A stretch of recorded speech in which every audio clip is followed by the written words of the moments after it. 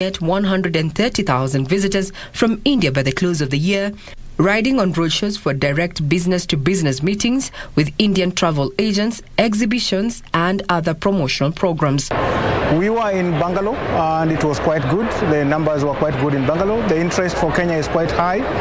We're seeing the same in Mumbai. We're looking forward from Mumbai to move on to New Delhi, and we hope that we'll do very good business.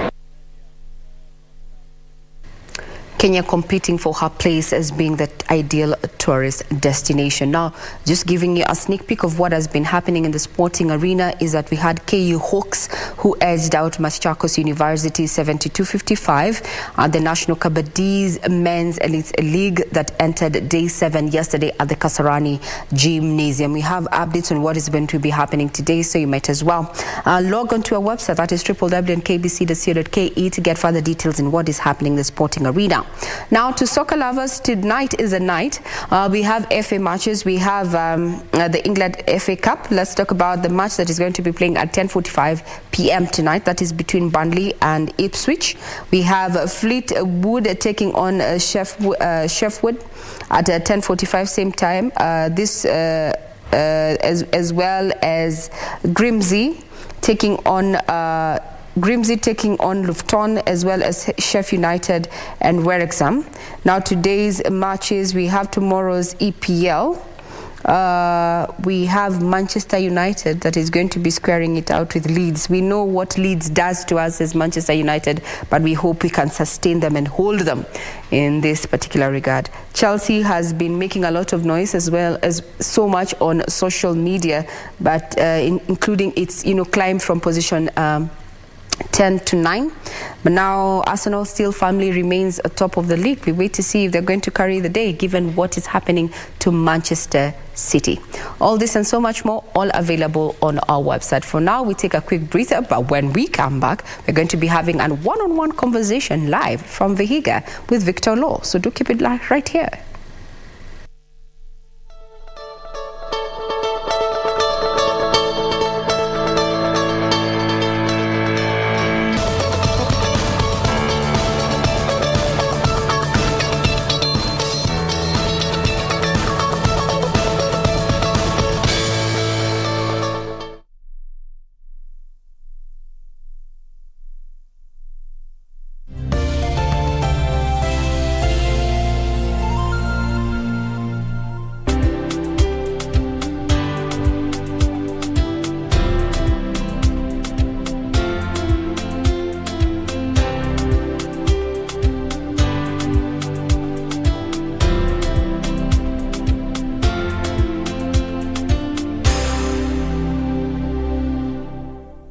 He is serving his second term in office as the governor of Vihiga County.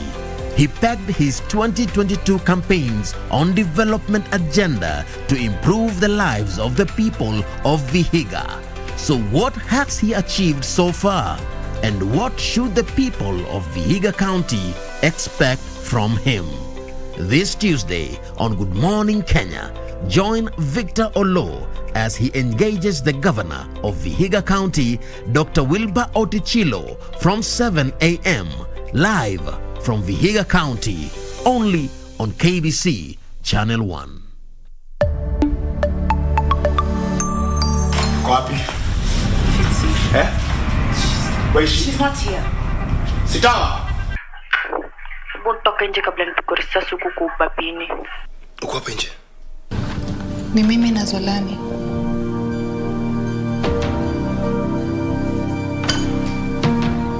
If we don't, tutakulipa double. Hello? Okay, thank you, I got it. Thank you. Melissa yuko capable. Ni wewe utaki kumpa chance ya kugrow. Yani, umechagua Melissa over our years together. Goodbye, Gabriel.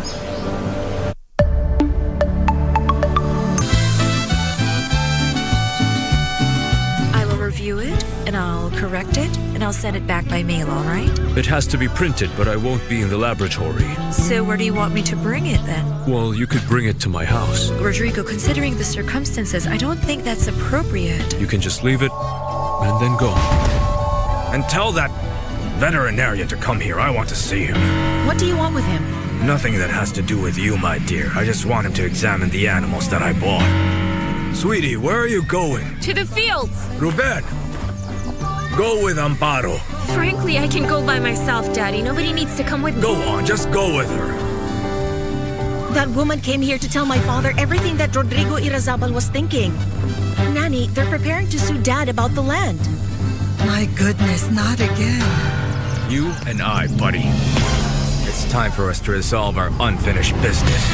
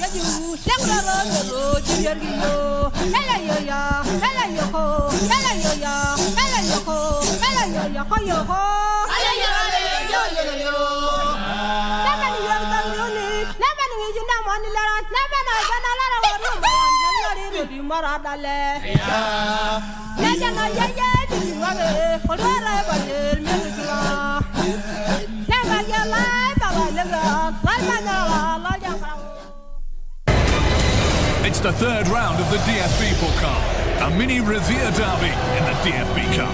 Yusufa Mukoko! Lozier's in there and scores! This is an old-school raw pot battle. 5-time winners against 2-time finalists. Fantastic save from Gregor Kobel.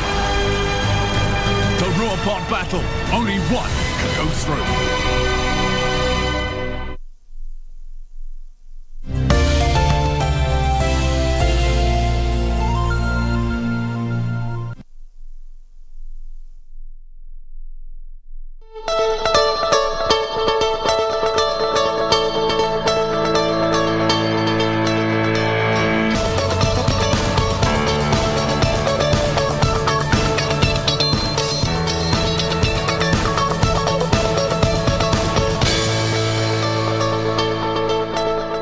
Good morning. You're still watching Good Morning Kenya, and as I mentioned earlier, we have an exclusive live interview all the way from Vihiga County, and it's going to be conducted by none other than my colleague Victor Olo, who is going to be having a candid conversation with the county's leadership. We're talking about Governor Dr. Wilbur Otichilo, who came into the limelight in 2008 after he won the Member of Parliament seat in 2008 for Emuhaya there, and he has been nicknamed several names over the years: father of technology, mchapakazi and such. And this conversation is going to keenly put focus onto where the county is going, given now the push and pull between the Kenya Kwanza administration as well as the opposition. Also joining him in this particular panel will be his deputy, that is Wilberforce Kitiezo. And this is a conversation that is going to be done by Victor. As you can see, they're just settling in there. This is part of what we are going to be doing as Good Morning Kenya, just trying to put counties on the straight and narrow in regard to where they are headed in as far as matters of development is concerned. We have been having various governments coming out to discuss their 100 days in office. Yesterday we had the Interior Cabinet Secretary there, Professor Kithure Kindiki, highlighting his achievements in the first 100 days of office. Now this is one of the issues that is going to come up today. What has the governor and his deputy done and achieved in their 100 days in office? Over to you, Victor Olo. Good morning. Yeah. So, and and good morning. Welcome to Good Morning Kenya. This is a part of two live from Vihiga County. It's a chilly morning here. That is what I can tell you. It's quite chilly, but nonetheless, we have to do this coming to live from Sosa Cottages here in Vihiga County. We hope that you woke up pretty well. My name is Victor. Welcome to the program. On set, I have got our host, Governor Wilbur Otichilo, who is a doctor, by the way. He'll tell us where he got that name from, doctor. He's a special doctor for that matter, all right? So we'll be having a discussion on matters education, matters health, and his development plan for the people of Vihiga and what we should be expecting in the next few years. He's been lucky enough to serve his second term in office, and that is very, very important to the people of Vihiga. But right about now, before I go ahead, perhaps I can just give a minute, Governor, to say jambo to the people of Vihiga. Good morning. Good morning. It's a cold morning here in Vihiga. Yes, we have a beautiful climate. Yes. We have a beautiful environment. And I want to say welcome to Vihiga. Yes. And thank you for coming and for giving us this opportunity to be able to talk to the Kenyans on various issues, both political, economic, and development. So karibu sana. Thank you so much. Vihiga. Thank you so much. That explains a lot, because before we get into any other thing, Governor, you were mentioned as one of the best performing governors a month ago. You must be having a lot of bragging rights. Yes, I am very happy that I was mentioned as one of the best performing governors. Right. And that means that the people of Vihiga made a right choice of a leader who is transforming their lives. And I can tell you during this discussion, we have done quite a lot for this small, beautiful county. We have done quite a lot in all the sectors, from health, infrastructure, culture, education, name it. Yes. We have done fairly well, despite of various challenges, despite of, as usual, challenges of resources and so on. But I want to say we are happy, and we are happy that we are moving forward. Absolutely. Yeah. Governor, let's just take a break, and when we come back, we are going to delve more into the issues of your development agenda, your success stories, your hits and misses, because you also have your misses, of course. Of course, all right. that is given. Okay. You have to have. Absolutely. But before then, let's take a look at what we have on our local dailies. Let me start with the Standard newspaper here. On the front page of the Standard newspaper, Raila's movement signals end of Azimio. Raila's movement signals end of Azimio. That is what's on the front page of the Standard newspaper. It says that opposition leader Raila Odinga has formed a caucus called Movement for Defense of Democracy, which echoes his well-known political trick of dumping and forming new alliances after every election cycle. Will it gain currency like those before it? That is the big question. Will it form currently or gain currency like before it? And that is also on the front page of the Standard. Kenyans win round one battle with Facebook. There is a case between Kenyans and Facebook. We'll get more details on that. And still on the front page, tax wars escalate as MPs orders Treasury for records. Although tax exemptions and waivers are not illegal, Kenya Kwanza wants all records of the same from 2018 to 2022 tabled in Parliament, while Azimio blasted Ruto for relying on quote-unquote incompetent people for advice. That is what's on the front page of the Standard. And Governor, perhaps just to get your word of this, the issue of tax is a dicey issue. Yes. And the country must actually move when everybody's paying tax. Yeah. But then now we have got all this happening. What is your take on the issue of tax payment, Governor? My take on the issue of tax is that it's a constitutional requirement. Yes. We must pay tax. And therefore my position that everybody should pay tax. And those who try to evade to pay tax should be punished. Because if we don't pay tax, this country cannot move. It is the taxes that we pay that we use for the development of the country. Yeah. So everybody should pay tax. Yes. All right. So that is that. Let me just take you very quickly on the front page of the Daily Nation. On the front page of the Daily Nation, Form 1 pain as schools defy state. Form 1 pain as schools defy state. Form 1 started reporting to their various schools since yesterday. Some principals are have ignored Ministry of Education's guidelines by turning in schools into money-minting business, exploiting parents through exorbitant prices of items such as uniforms and imposing extra levies and other hidden charges. Now, this is one of the pain that most parents and guardians are going through. That is on the front page of the Daily Nation. Again, on the front page, Raila's own goal on IBC. Former Prime Minister Raila Odinga rallied his allies to support the IEBC, that is in the IBC Amendment Bill of 2019, which gave the Parliamentary Service Commission many slots. Politicians who were collecting or coalescing around then Deputy President William Ruto opposed the move, saying that it was giving both Mr. Kenyatta's Jubilee Party and Mr. Odinga's Orange Democratic Party sweeping powers on the recruitment of the commission. That decision has returned actually to haunt Mr. Raila Odinga. The issue of IEBC and the formation of the commissioners is still a big issue here. On the second page, principals defy state on selling school items. Governor, education is becoming an expensive affair in this country, and it is one of the issues that was devolved in the current devolved system. As a county government, what is your take on this one? Because as it comes, education is becoming expensive, all from the county government to the national government. Yes, education is becoming expensive in this country. And what we are witnessing is now transition. Yes. We are transiting from one system, 844 system, to the CBC system. So as expected, when you transit, when you change from one system to another, there is always teething problems. Yeah. So I just want to encourage the Kenyans to be patient. We will be able to transit slowly.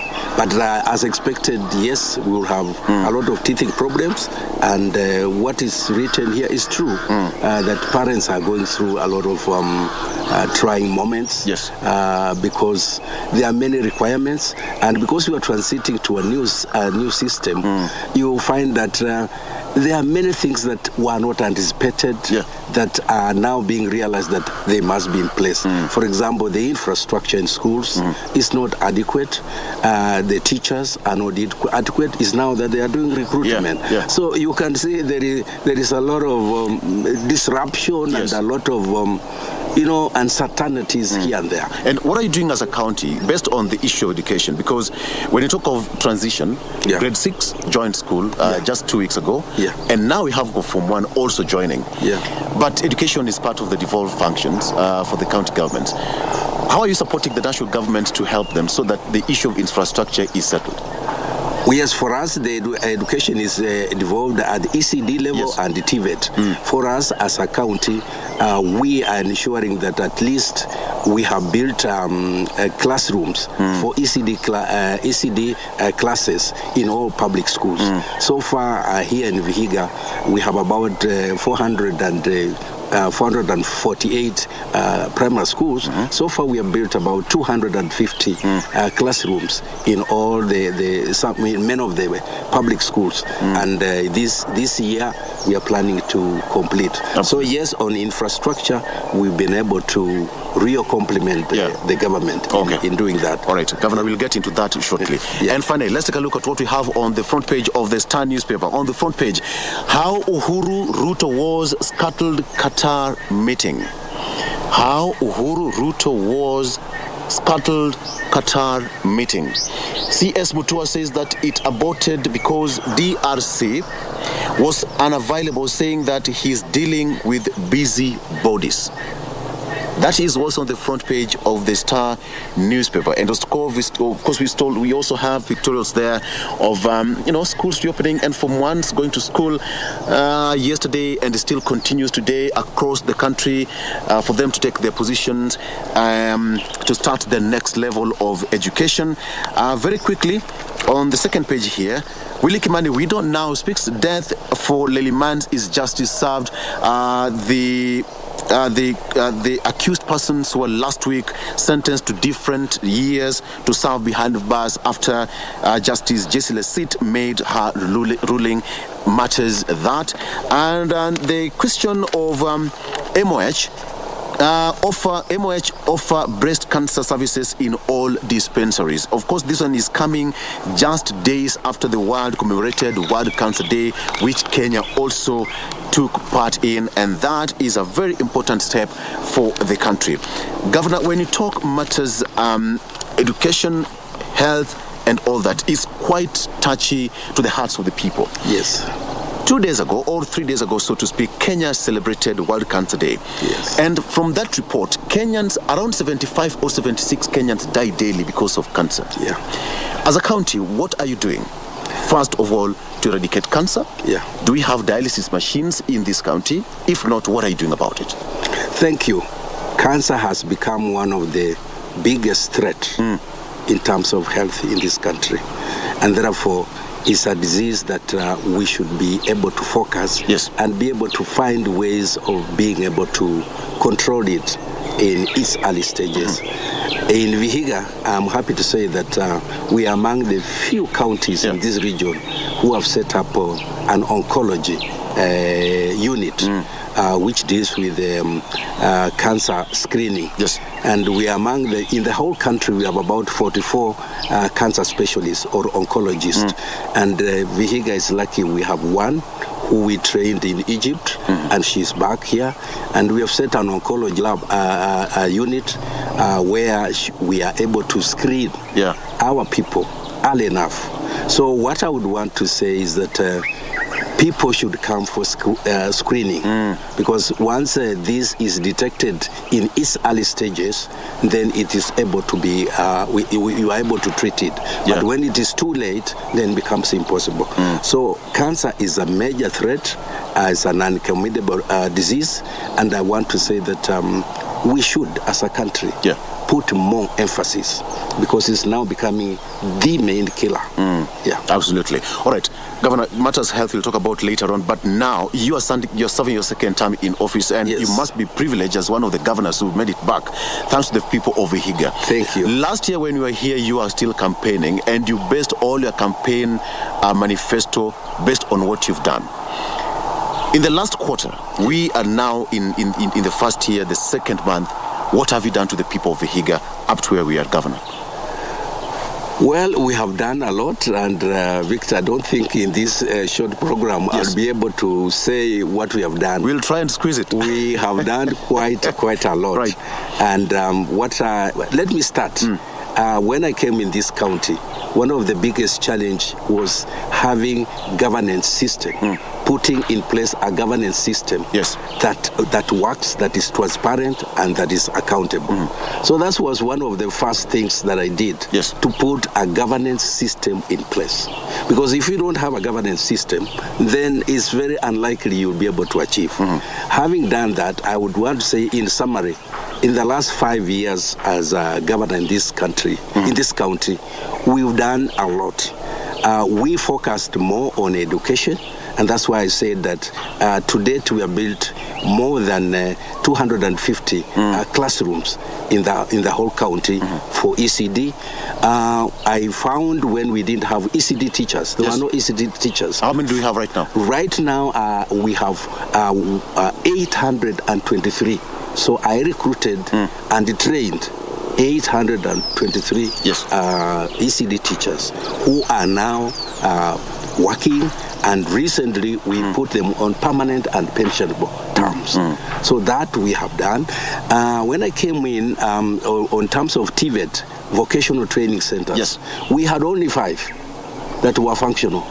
Today we have 33 vocational training centers that are fully equipped, that have been staffed by staff that are trained. Okay. So when we came in, we found only 1,700 students who are going to vocational training centers. Today we have 6,000. Governor, at that figure of 6,000, let's take a break. Let's take a break. And we come back, we're still going to talk matters education, which is also quite close to your heart. When you talk about matters of education, without education, I'm so sure none of us would be here today. Correct. All right, let's take a break. When we come back, we're still having this discussion with the Governor, Dr. Wilbur Otichilo, Governor of Vihiga County. So much more to talk about matters education, his development agenda. He's one lucky gentleman to be serving his second term in office. So much more to talk about after this break. We'll be right back. Thank you.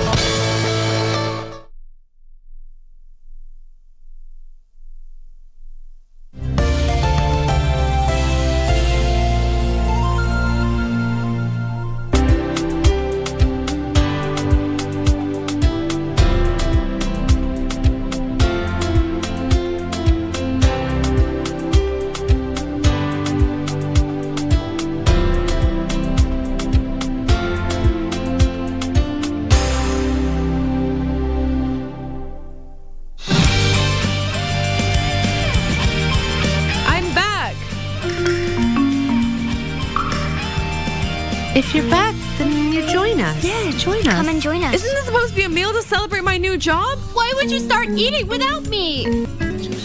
Thank you for taking care of me. When I come back, let me take care of you. I hope we'll be friends for life. Neither of us could have thought this is how we would meet again. My family loves you so much. This must be what you want. You can have them, really. Make a wish. A wish? That's what we used to do. Make a wish before you blow it away. Have you forgotten this too?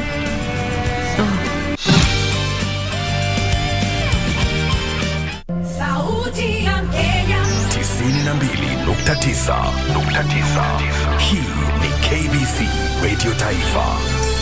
Kila kitu maishani kina sauti yaleta furaha. Radio. Sauti ya elimisha, yahimiza, yatuleta pamoja. Sauti ya Kenya. Radio Taifa. Sauti ya Kenya. Ngimache gaska watu tegu, ngimache yat mugulel dang, ngimache imanguge, nyange begi putinai. Lale yo kimi gibagenge, lale yo Kitwat FM gigosi, lale yo Kitwat FM gigosi, Kitwat FM gigosi. 98.0 Kitwat FM gigosin.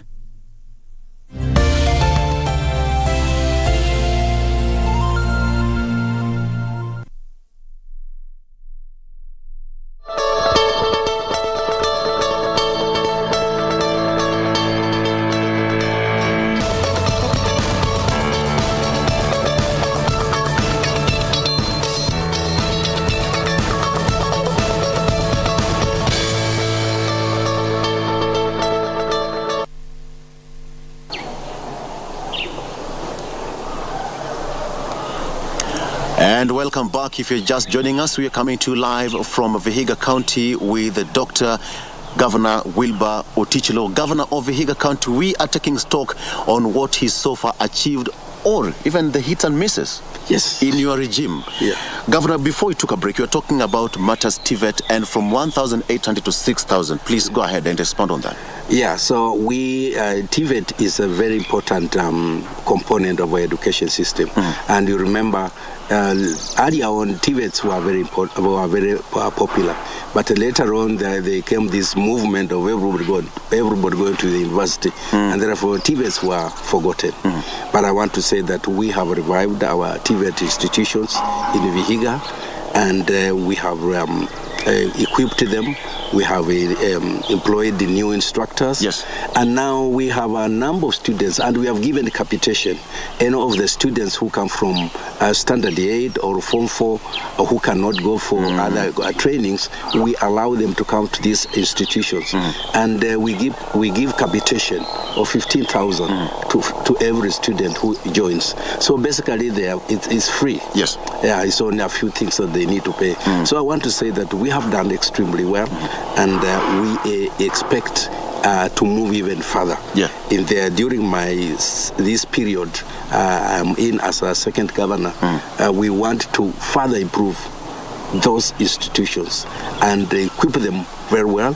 We want to have them start having specialized in various sectors. For example, one would come, let's say, for motor vehicle engineering, yes. Others for construction, building, and we want to form them into groups, into production groups whereby they can form companies. Yes.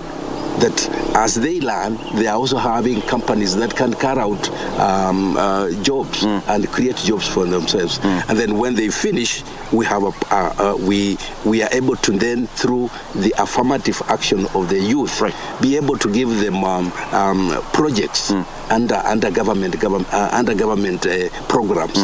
They undertake those programs, and then they get money, and from there they form their own And what companies. is the success story to this end, since you took over office up to this particular point? Yeah, the success story is that first of all, the numbers of the students who have now gone to TVET has increased a lot. And then as these students come out, they are all going out and starting their own businesses.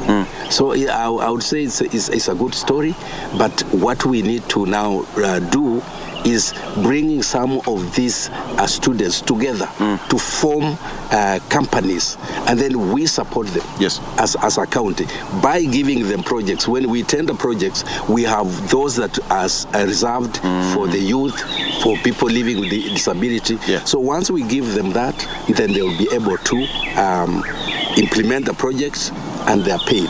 And the biggest problem they have had is having the capital. The startup capital. Startup capital. Yes. We are forming a youth startup fund. And that youth startup fund is going to be specifically for that. So that as we have youth groups that have formed themselves into companies, they will be able to access money from that youth startup fund. And from there, they can now then implement the projects they will have won. Do you have a timeline for that? Yes, we do. By end of this year, in this coming financial year, 2023-2024, we are putting up that startup fund. But we also have a trade and enterprise fund, where also those who want to access to also credit, they are able to come and borrow from that fund. Governor, there is something quite close to your heart as well. The governor's bursary, the governor's education fund.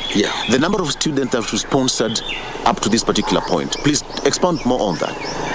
You see, when I came in, I found out that, no more bursaries. Every end of the year when we have results come out, students who go to secondary school, they are given bursaries, 3,000, 4,000 and so on. But you find that those students from real challenged families, the poor background, okay, they will be taken to national schools, most of them, but they will not be able to go. So even when they are given now the bursary of 3,000 given to a day school, secondary school next to their homes, after the first 2 weeks, they are sent home because it's the only problem. They are given 3,000 and that's it. So we came up with a governor's scholarship, and this scholarship targets students from challenged families, from families that cannot afford. Families cannot afford, but they have bright children. So what that governor's scholarship does is ensuring that after the results KCPE comes out, we send our team out there to scout and find these students, because some of them don't even know across the county. They even don't know there exists this program, the governor's scholarship. So we go out, we popularize it in the barasas and so on, and then we are able to get those students. And once we get them, we find out in which schools they have been selected, and then we have a very strict criteria.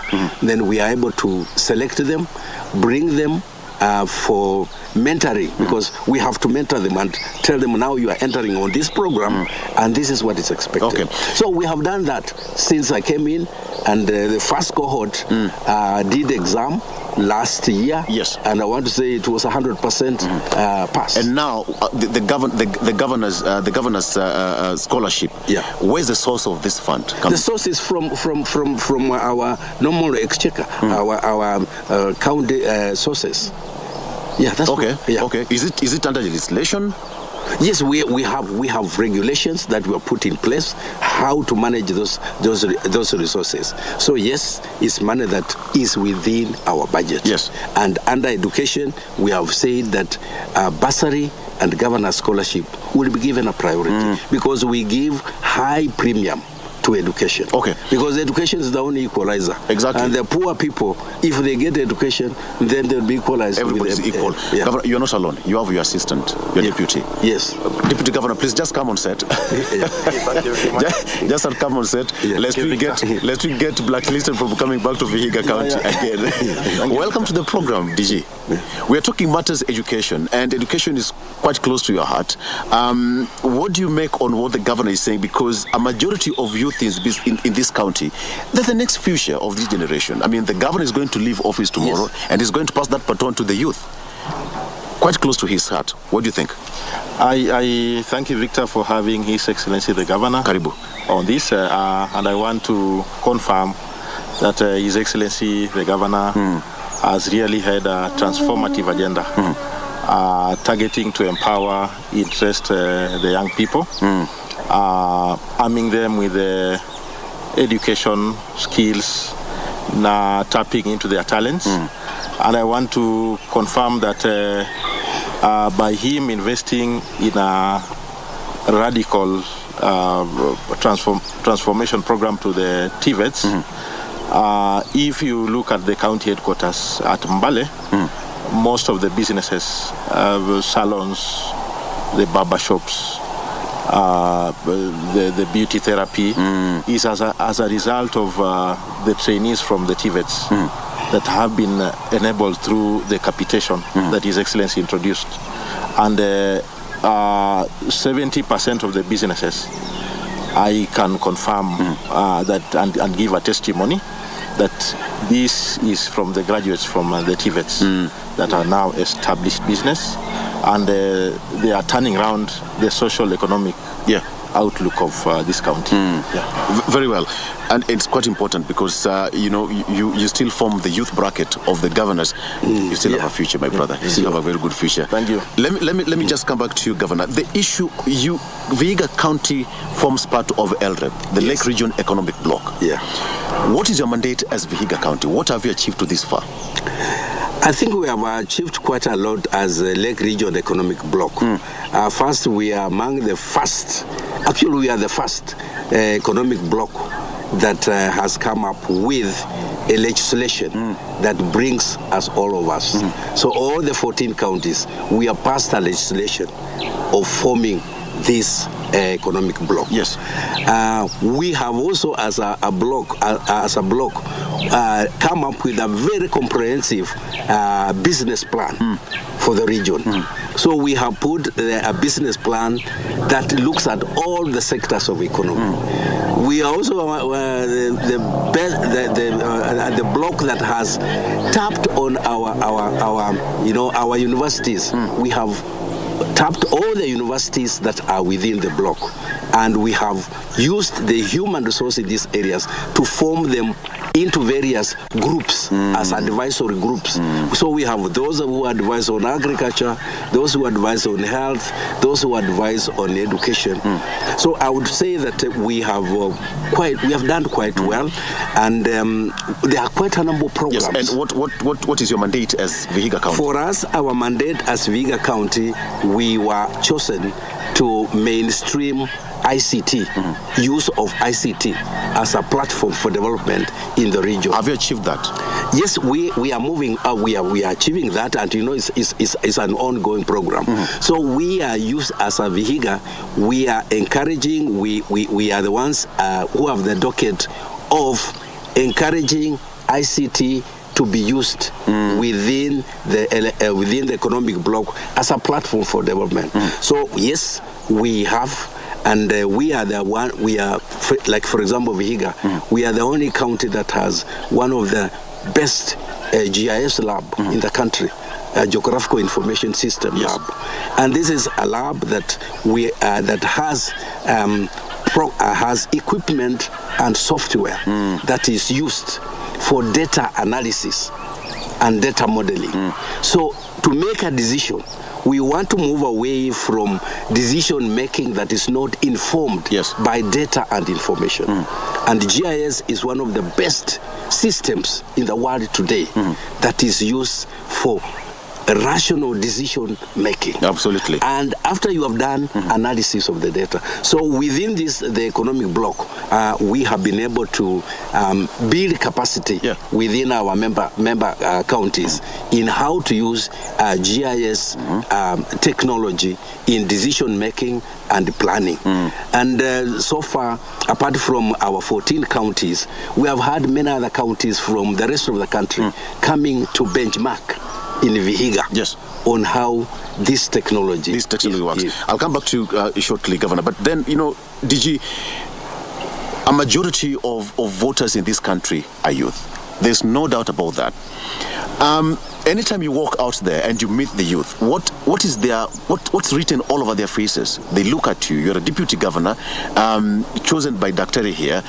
What is the aspiration of the youth of Vihiga County looking forward into the future? I want to confirm that as any other young people in this republic, the young people of Vihiga are quite endowed, skilled, talented, and immediate interaction with the young people, they see hope in their county. They still see a room for addressing their potential around getting more trained, better empowered. And also there is the urge for formal employment and equally arming them so that they can also be job creators, so that they can get to self-employment and chart their own destiny. So there is that urge of a conducive environment that will enable the young people to generate ideas, run with the ideas, realize the potential out of themselves. And His Excellency the Governor, he's provided an enabling environment for at least young people to be able to realize their own space. Yes. Yeah. But then also the young people look forward towards doors opening so that they can always have access to opportunities, participate in the country's space towards accessing opportunities. Yeah. Okay. What is the relationship? Just to add on that what you have said, we are one of the few counties that have enacted a Youth Act. Okay. We have enacted a law. What does it entail? What it entails is it brings together how the youth should form and be part of the governance system of this government of Vihiga. And we have set out areas that they should play a major role, and how mainly the youth should be mainstreamed within the government system. And therefore we are this coming financial year 2023-2024, we are now setting up a fully fledged youth directorate that will completely focus on youth agenda, and particularly as regards to building capacity in entrepreneurship. Have you formed your executive to this end? Because so many counties have not formed their executive. Some governments are still shaky. What about you? I have formed my executive. I formed my executive 4 months ago. So we are fully fledged government that is functioning. I formed my executive and it's working. Okay. Governor, let's talk about the matters of health, because one of the biggest investments one can ever have is about health. Without health, nothing else can move. You have got how many sub-counties in Vihiga? 5. 5 sub-counties. Yeah. Matters of health. Do you have dispensaries, health centers? We have clinics. What are you doing in those sub-counties? Because you have got limited time to exit office now. I want to tell you that we are among the few counties that have certified the World Health Organization requirement that nobody should walk more than 5 kilometers to a health facility. All right. In Vihiga, we have fulfilled that requirement, and there is no place in this county where you can walk more than 5 kilometers to a health center. We have more than 74 health facilities within the whole county. 74? 74. Okay. And I built 24 during my last period when I was the first time governor. I built 24. And we have equipped all these health facilities. When I came in, the issue of the staff was a major challenge. We have been able to recruit more than 500 health workers who we have now deployed in all these areas. So I would want to say that we give a high premium to health. And since we came into office, I can tell you the health service delivery in this county has improved drastically. And we are still aspiring to even move further. But even as you talk about that, Governor, even the DJ, you can also chime on this one. The issue of health insurance is still a hard nut to crack for so many people. They will contribute, but still they'll not be able to access health services. Are you in a position to confirm or deny that a majority of people in Vihiga County either do not have access to health insurance or they do have? Either you can go. Go ahead. I want to assure that His Excellency the Governor has really been able to interest government and community partnership towards quality health services. And as we speak, aligning his priorities to the national government on universal health coverage, he has been able to aggressively utilize the community health volunteer systems. Yes. And CHVs. Very important. And at the moment, the CHVs have aggressively embarked on a campaign. And the figures that have been recorded, as a matter of fact, we are currently, under the first 100 days, we've been able to interest 6,062 people in this county. Okay. To register towards the national health insurance. What is the response based on when you have the CHVs complementing the contemporary health workers from the national government or from the county government? From the common Wananchi, what is the response? Because they are the first point of contact with the local Wananchi. I can tell you, Victor, the CHVs have done a commendable job. And if you saw the report that was released recently on health indicators, Vihiga did extremely well. And the reason is because our CHVs. When I came in, I only found 460 CHVs in the whole county, and they were not even recognized. But realizing their role, we went out on a very affirmative program of recruiting CHVs. And as I say, I talk now, we have about 1,500 CHVs who have been fully trained and deployed to do their work. And since we did that, I can tell you, our health indicators have drastically improved because these people stay right in the villages and they are able to stay and identify the problems, health problems within their villages. And we have given them families that they look after. So basically they know what is happening in every homestead. And when there is any challenge in health, they are able to deal with that. And we have even empowered them to a level where they are able to diagnose and be able to check. If there are issues like malaria, fever, and so on, they can be able to handle that before they transfer patient to the health So center. I would want to say that the CHVs have done a commendable job, and we are also among the first counties that have done Community Health Act, which brings in the CHVs, because we believe CHVs play a major role, and therefore they must be part and parcel of the government system. You will have CHVs, you will have dispensaries, but are they stocked? That is a challenge. Centers. Now, Victor, that's where we have a challenge. Exactly. And that's an area where I must admit that we still have a lot of challenges. Because, yes, health has been devolved.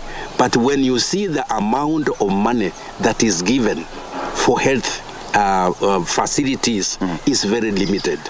More of the money has not yet been devolved from the Ministry of Health. You have your revenue collection as a county governor. Yes, but you see, even a revenue collection, you may not be able to collect as much as you require to be able, because let's say buying drugs and equipment are very expensive, and therefore we will need an intervention at a national level.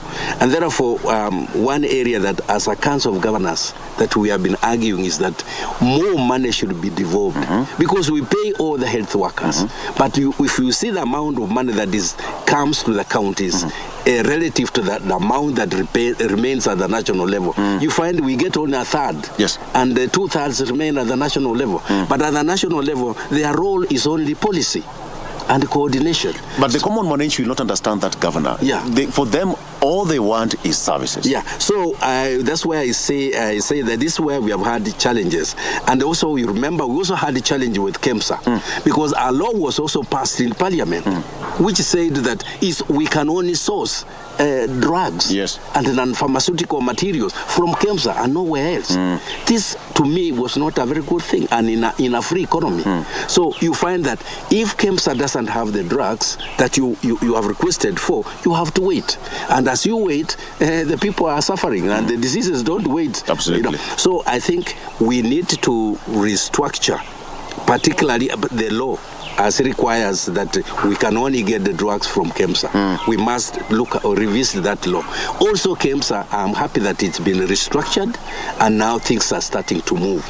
So I believe once KEMSA starts functioning well, then where the issue of lack of drugs in the health facilities will be something of the past. And also, it should be a government policy that even if we have not paid for the supplies we have got, the drugs should continually be supplied.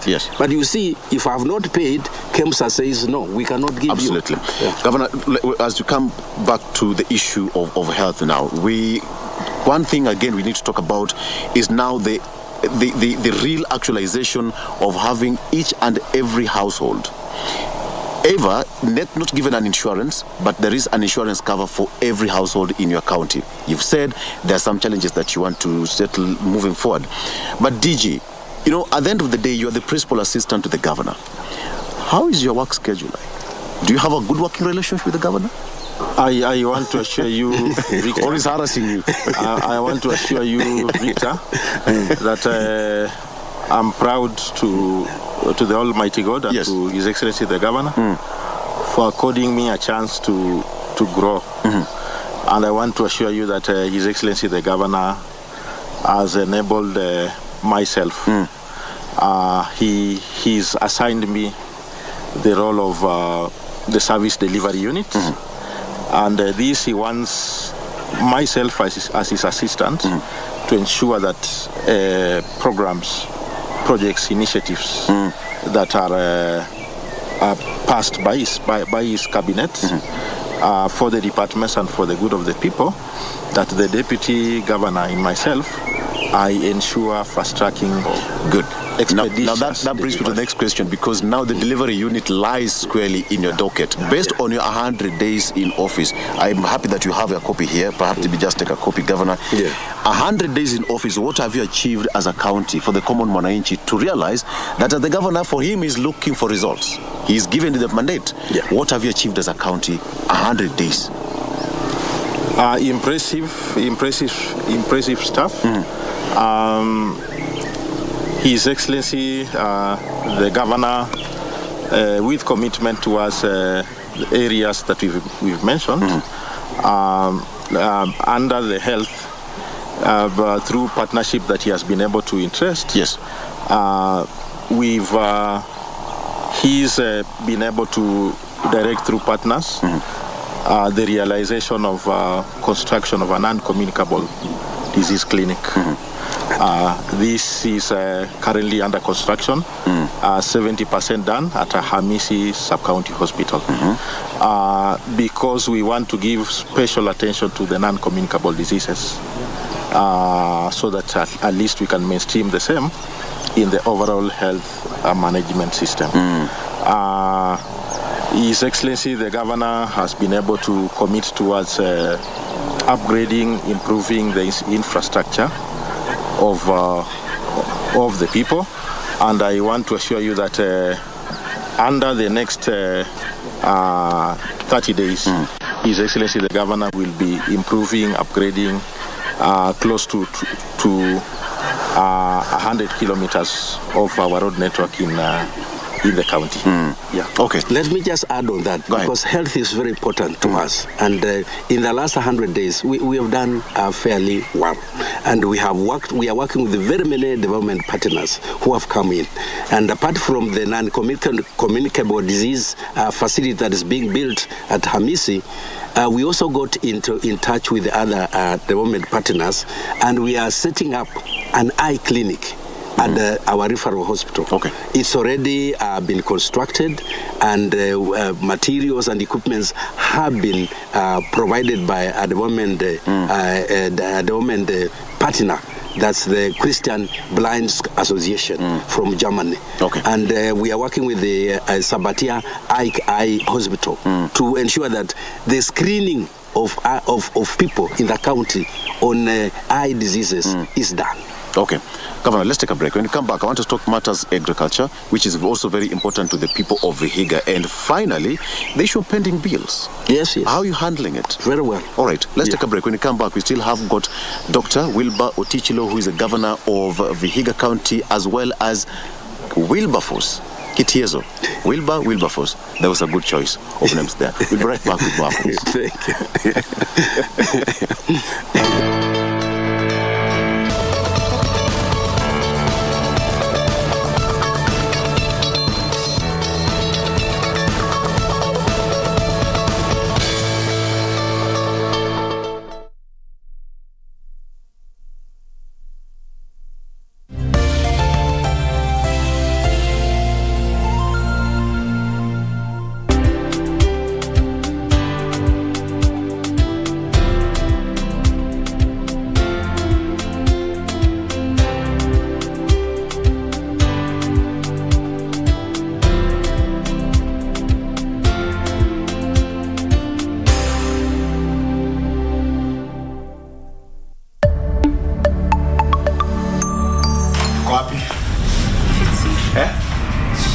She's not here.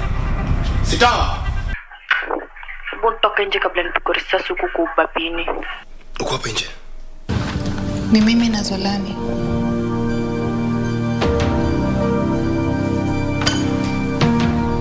If we don't, tutakulipa double. Hello?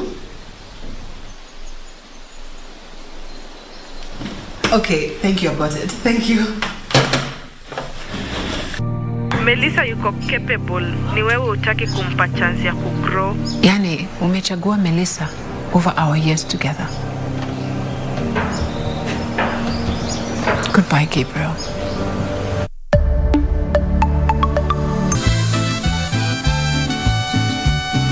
I will review it, and I'll correct it, and I'll send it back by mail, all right? It has to be printed, but I won't be in the laboratory. So where do you want me to bring it, then? Well, you could bring it to my house. Rodrigo, considering the circumstances, I don't think that's appropriate. You can just leave it and then go.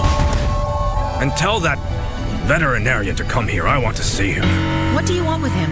Nothing that has to do with you, my dear. I just want him to examine the animals that I bought.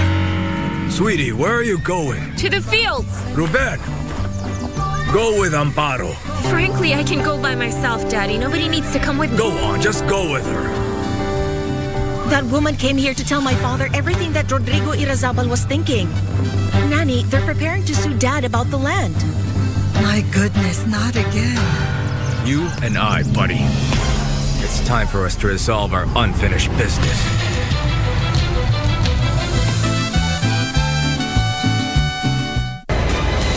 It's the third round of the DFB Pokal, a mini Revere derby in the DFB Cup. Yusufa Mukoko!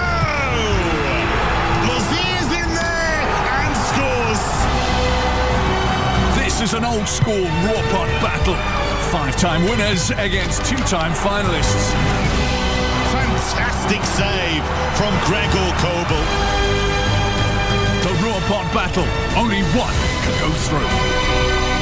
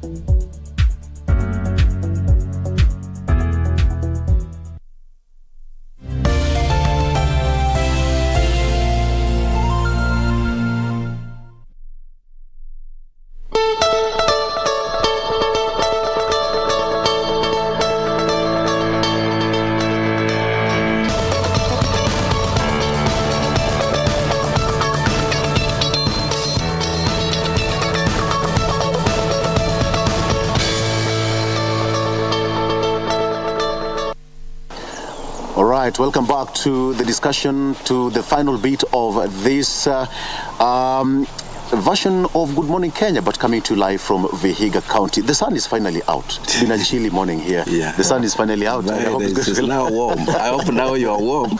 You're feeling it. We were freezing, Governor. We were wondering, what's the problem? Okay. Yeah. So, Governor, before you took a break, I want us to talk briefly on the issue of your 100 days in office. A majority of Vihiga residents are waiting to see what have you achieved, what your hits and misses, and what should they expect of you, Governor. Please take it away. Matters governance. Thank you. In the last 100 days, we have achieved the following, and we will share with my DJ so that we go very fast. On governance, governance is very important. I've put up a government. My executive has already been appointed, and they are in office for the last 4 months. So we are now a functioning government. Second, we have developed the CIDP, County Integrated Development Plan. This is a plan we are going to implement for the next 5 years. It has gone through all the public participation and is now ready for county validation, which we are doing next week. And after that, it becomes a document that we are going to implement. So that has been done. Within the last 100 days, I have signed a finance bill. A finance bill allows us now to collect taxes, because you cannot collect taxes, which is very important, without having a law. And the finance bill, we took it through public participation, and that has been done. So I want to say that has already been achieved, and we are now in the process of collecting tax. I have also signed Appropriation Act, which means we did a supplementary. After the election, we had to do a supplementary to realign the finances according to what are our priorities. So we did a supplementary, and I want to thank the County Assembly for being very cooperative, and now the supplementary is being signed, and we are now implementing. So we are, as a government, we are functioning. But let my DG talk about education, which is very crucial. It is also an educationist. And is an educationist. Absolutely. Yeah, I want to state that His Excellency the Governor introduced a very transformative program called the Governor Scholarship. And to date, this program has been able to benefit 577 poor, needy, and bright students.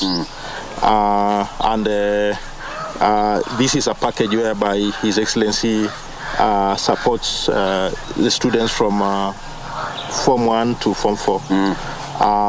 Recently on Sunday, he was able to flag off 152 students from poor, needy, and bright families, so they can now be able to join Form 1. Apart from Governor Scholarship, under 100 days, His Excellency has been able to invest 82,500,000 shillings to the 25 wards that comprise this county. Yes. And to ensure that these funds benefit the students, we've been able to allocate and release 3,300,000 per ward. We have 25 wards. And he's also been able to constitute ward bursary committees that will now manage the bursary. This is now the normal bursary that goes to secondary schools, yes, middle-level colleges and vocational training centers, and it also assists in university students. And also in 100 days, His Excellency has been able to witness the inaugural graduation of our first county university, called Kaimosi Friends University, which was given a charter. Which was given a charter. Exactly. Under my effort. Yeah. Good work. So that is the transformative agenda. And then just to reiterate, so that devolution can work better under education, His Excellency the Governor has now empowered the ECD tutors, teachers. They've now been transitioned from contract to permanent and pensionable employment terms. So a total of 823 ECD tutors have benefited from that transitioning from contracts to under the county government platform. Yes. Okay. Yeah. All right. Yeah. On the health, we have talked about health, but I just want to elaborate further. On the health, we are just currently, within the last 4 months, we have been upgrading Emuhaya sub-county hospital. We are building a 90-bed ward building in Emuhaya sub-county hospital. The building is almost complete, and in the next 1 month, we'll be able to receive the building and equip it.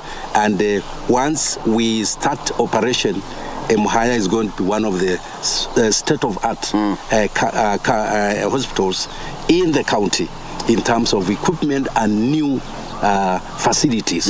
So that is already being done. We are also completing a twin theater at Hamisi sub-county hospital, which again in the last 4 months we have been working on it and is almost complete, and we are looking forward to officially opening it in the next 1 month. We have also, as I said earlier, built an eye clinic. Before we didn't have an eye clinic at all. Now we have built an eye clinic at our referral hospital, and we are working with the Sabatia Eye Hospital to ensure that we do screening, particularly in our schools, because there are many people suffering from issues to do with the sight, but they don't know. So that's one of the issues we have done. But our main agenda is to ensure that we upgrade all our sub-county hospitals to a level where they can provide referral services. So that our main referral hospital here in Mbale should not be congested coming from sub-counties. I think we have also done something which my DG can talk about culture, sports, and social services. Vihiga County is a county endowed with talents, and His Excellency the Governor is keen on harnessing the potential that we have. And under the 100 days, we've been able to sponsor participation of choirs, youth clubs, to the Kenya Music and Cultural Festivals that was held in Kitui County. And through our diverse talent, we were able to emerge position 3 out of the 47 counties that we have. His Excellency the Governor has successfully been able to integrate. This county comprises of 4 major communities. So December being a month of celebrating culture, we successfully planned and conducted cultural festivals for the Maragoli, for Tirikis, Teriks, and the Banyore, so that we can always now unite around culture to look at social, economic aspect of how this county can grow. Also to promote and enhance internal skills and talents, his administration has been able to allow the participation of staff in the recently concluded How did you perform? Just to start with that. We performed extremely well.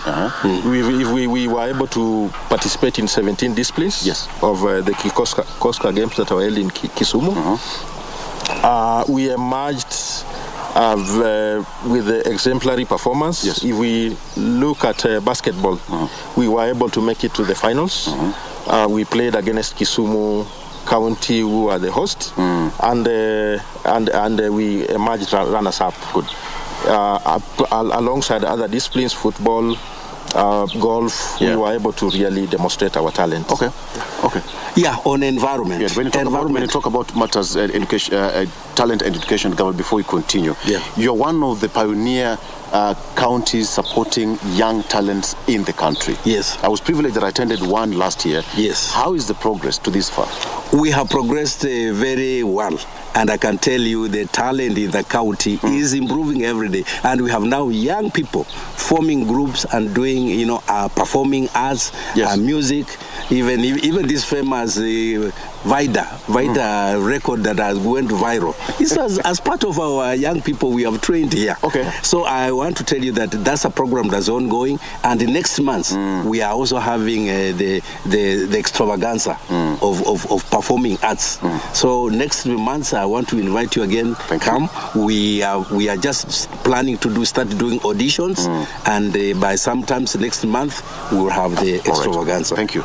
Now on water and environment, we have also done very well in the last 100 days. When you talk about water environment, Governor, environment is quite key to your heart, because when I was going through the manifesto and when I went through your 100 days, it's either about agriculture, it's about environment, and conservation. Yes. How is it close to your heart as you answer to that? Environment is close to my heart, because environment is what makes life on this planet.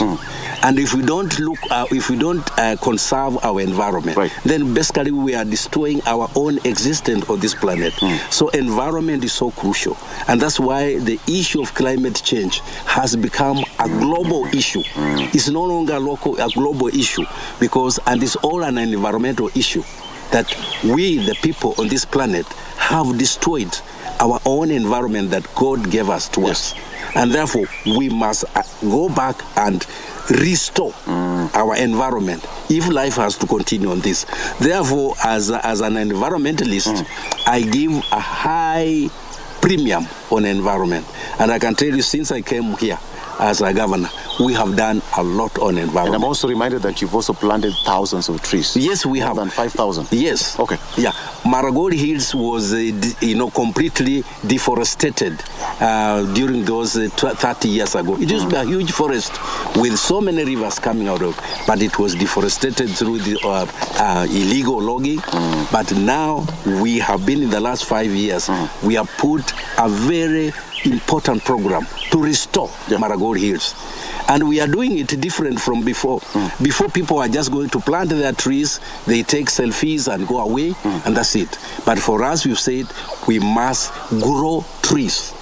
So we are growing trees there. What we do, we identify a block, we fence it, and then we are able to plant the trees. And then after we planted the trees, we employ young people to look after those trees until they grow. And as a result of that strategy, the reforestation in Marigold Hills is coming up very fast, and the rivers are coming back. So with the last 100 days, we have been able to continue that program, and it's going on very well. All right. And we intend to continue. Even the Kibiri forest in Kaimozi is also had been destroyed, but again we are restoring it. Okay. So environment is an area we are dealing with very well, and we have also restored areas that had been destroyed. Most of the hills we are going back and growing trees. On water, I want to tell you, water is very crucial, and we have been involved in a number of programs that now are about to be operationalized. So in the next, this year, I want to tell people, Viga, that they should expect now water in many of the areas. And recently, I entered into an agreement with a project called Water Projects Association from the US. And they have started to sink 31 boreholes in the whole county. And they are rehabilitating 35 water springs. And in the schools, they are also building sanitation facilities to ensure that our schools have water and have sanitation facilities. Probably you should talk something on agriculture. Yes, as we come to a close, I'm told we are running out of time. Yeah. So fast, we're having some good time. Yeah. All right. Yeah. Yes, 1 minute. Just a few on agriculture.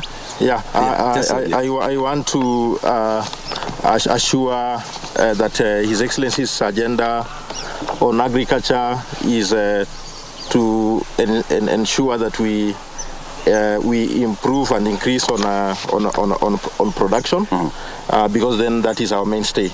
And we've been able to vaccinate a total of 22,688 cattle against anthrax and black catty disease across the county. Yes. And this is to save farmers from the losses out of their important assets. And then also, under 100 days, His Excellency the Governor has been able to increase fingerlings production. That's fish farming. Yeah. And also has undertaken intensive aquaculture training. And this has seen the supplies to farmers go up by 20,000 for catfish, fingerlings, and 30,000 tilapia,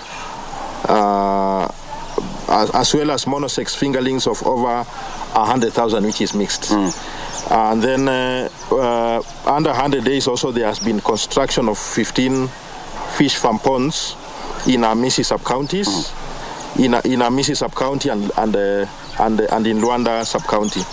This is aimed at increasing the production and the promotion of fish farming. Probably I should just end by saying that on transport and infrastructure, we have done very well. We already allocated 170 million shillings to rehabilitate all the roads. We had a lot of rain last year, so we have put 170 million shillings that is going to do maintenance of the roads. So anytime from this month, all the roads in the county are being maintained. Governor, you've invited us for the next extravaganza coming back next month. We promise that we'll be here to discuss more of this. As you correctly said, we cannot talk about matters, development and achievements in 1 hour. That cannot happen. Yes. But I'm hoping that we had a wilbur of forces on this particular set. As they call themselves, we have got Dr. Wilbur Otichilo of Vihiga County, and we have got Wilberforce Kitiezo, who is the Deputy Governor of Vihiga County. They call themselves the Wilbur Forces. Yeah. Quite interesting. Thank you so much, gentlemen, for coming on the show. Thank you. All right. In this version of Good Morning Kenya, coming to you live from Vihiga County, Sosa Cottages, thank you so much for accommodating us on this particular event. The next county, look out and watch out for that, because this is about to go big. What am I talking about? This show. What is the next governor? Watch out only on KBC Channel 1. We are taking a break, but when we come back, we are going to Radio Taifa. We have got Engineer Ruto there, who is Member of Parliament, Mbeere North, talking to Dora Manya on KBC Radio Taifa. Thank you so much for watching. My name is Victor Lowe. Back to you in Broadcasting House. Great.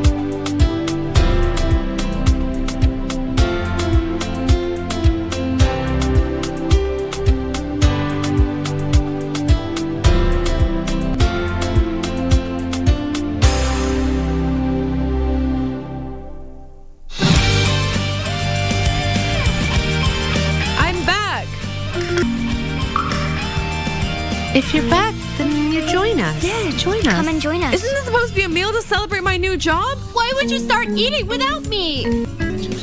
Thank you for taking care of me. When I come back, let me take care of you. I hope we'll be friends for life. Neither of us could have thought this is how we would meet again.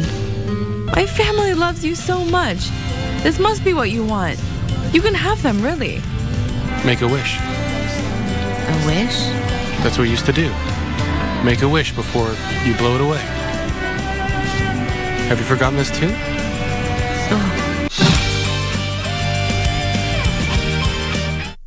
Abantu ba Mintombo Yamore.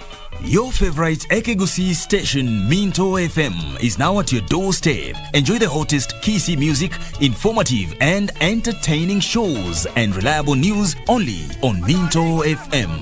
Tune in to Minto FM on 91.7 FM in Nyamira, Kisii, and its environs. Minto FM,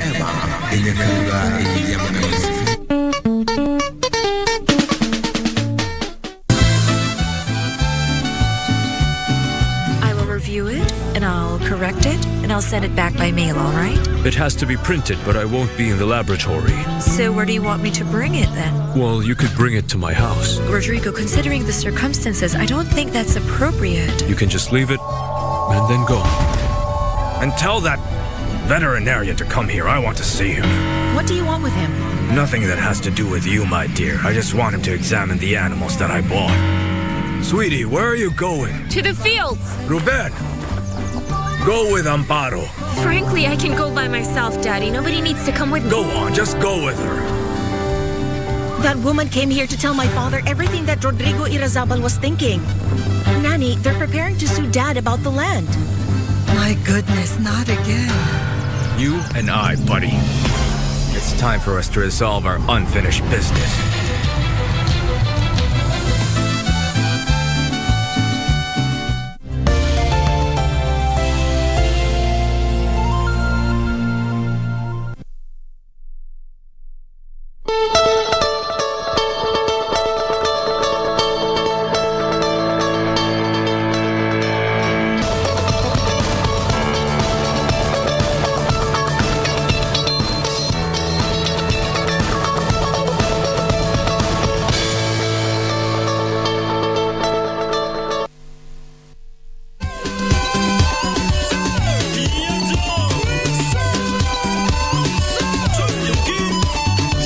Mtazamaji wa KBC Channel 1, bila shaka tulivyokuwa tumekuahidi kwamba hii leo tutakuwa na majadiliano gumzo pevu moja kwa moja kutoka runinga yetu ya KBC na vile vile kupitia Radio Taifa. Tuangazie masuala mbalimbali ambayo yanajiri hapa nchini, japo katika masuala ya siasa, na vile vile niko na mgeni ambaye tuko naye hapa studioni ambaye anakwenda kumtambulisha kwako katika muda usiokuwa mrefu. Lakini kumbuka kuwasiliana nasi kupitia mitandao yetu ya kijamii ambayo ni Facebook KBC Radio Taifa Sauti ya Mkenya, ama pale katika mtandao wa Twitter @Radio Taifa FM, @KBC Channel 1, @Doramanya, @Captain Njoroge 1. Hashtag yetu ni Zinga, hashtag nyingine ni GMKM ukipenda Good Morning Kenya. Mimi naitwa Doramanya na upande wa pili niko na mwenzangu Captain Njoroge Nganga ambaye atakuwa anatusaidia upande wa pili wa studio. Na mtazamaji, tunasema katika demokrasia kuna serikali, vile vile kuna upinzani. Na katika taifa letu la Kenya kuna serikali inayoongozwa na Daktari William Ruto chini ya muungano wa Kenya Kwanza. Na vile vile kuna upinzani ambao unaongozwa na kinara wa Azimio Raila Odinga. Serikali na upinzani wote wana jukumu la kuhakikisha kwamba demokrasia na uongozi mwema unadumishwa kila wakati. Na tukumbuke pia kwamba Rais Daktari William Ruto amekuwa katika mstari wa mbele kusema hakutakuwa na handshake kwa vyovyote vile ilivyokuwa katika serikali ya Rais mstaafu Uhuru Kenyatta. Je, walio bungeni kupitia tikiti ya kibinafsi basi yao ni ipi katika mambo haya yote? Na ndio maana hii leo tumemwalika mbunge wa Mbeere North ambaye ni Mheshimiwa Geoffrey Ruku hapa studioni. Anaenda kuweka bayana mambo haya na mengine ambayo tutajadili kuhusiana na siasa za nchi ya Kenya. Karibu sana mtazamaji na karibu mheshimiwa. Asante sana Ndora. Umesafiri vizuri? Kabisa. Watu wa Mbeere wanasema namna gani?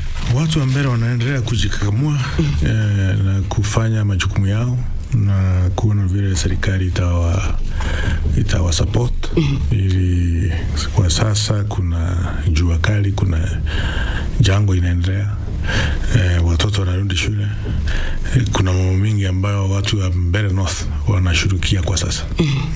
Kwa faida ya mtazamaji na msikilizaji vile vile, wewe ni mbunge wa kipekee wa chama cha Democratic Party.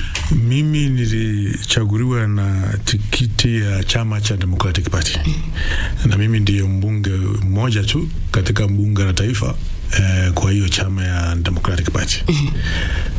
Yaani kwa ufupi mheshimiwa unasema nchini kote wewe tu ndio mbunge wa Democratic Party. Democratic Party na mbunge mmoja. Iko na mbunge mmoja ambaye ndio mimi. Na tuko katika mrengo wa Kenya Kwanza. Mheshimiwa, fanya jambo kuhusu Democratic Party, itakuwa vizuri chama kiweze kufa hivyo. Maana sasa uko peke yako, unahitaji wenzako.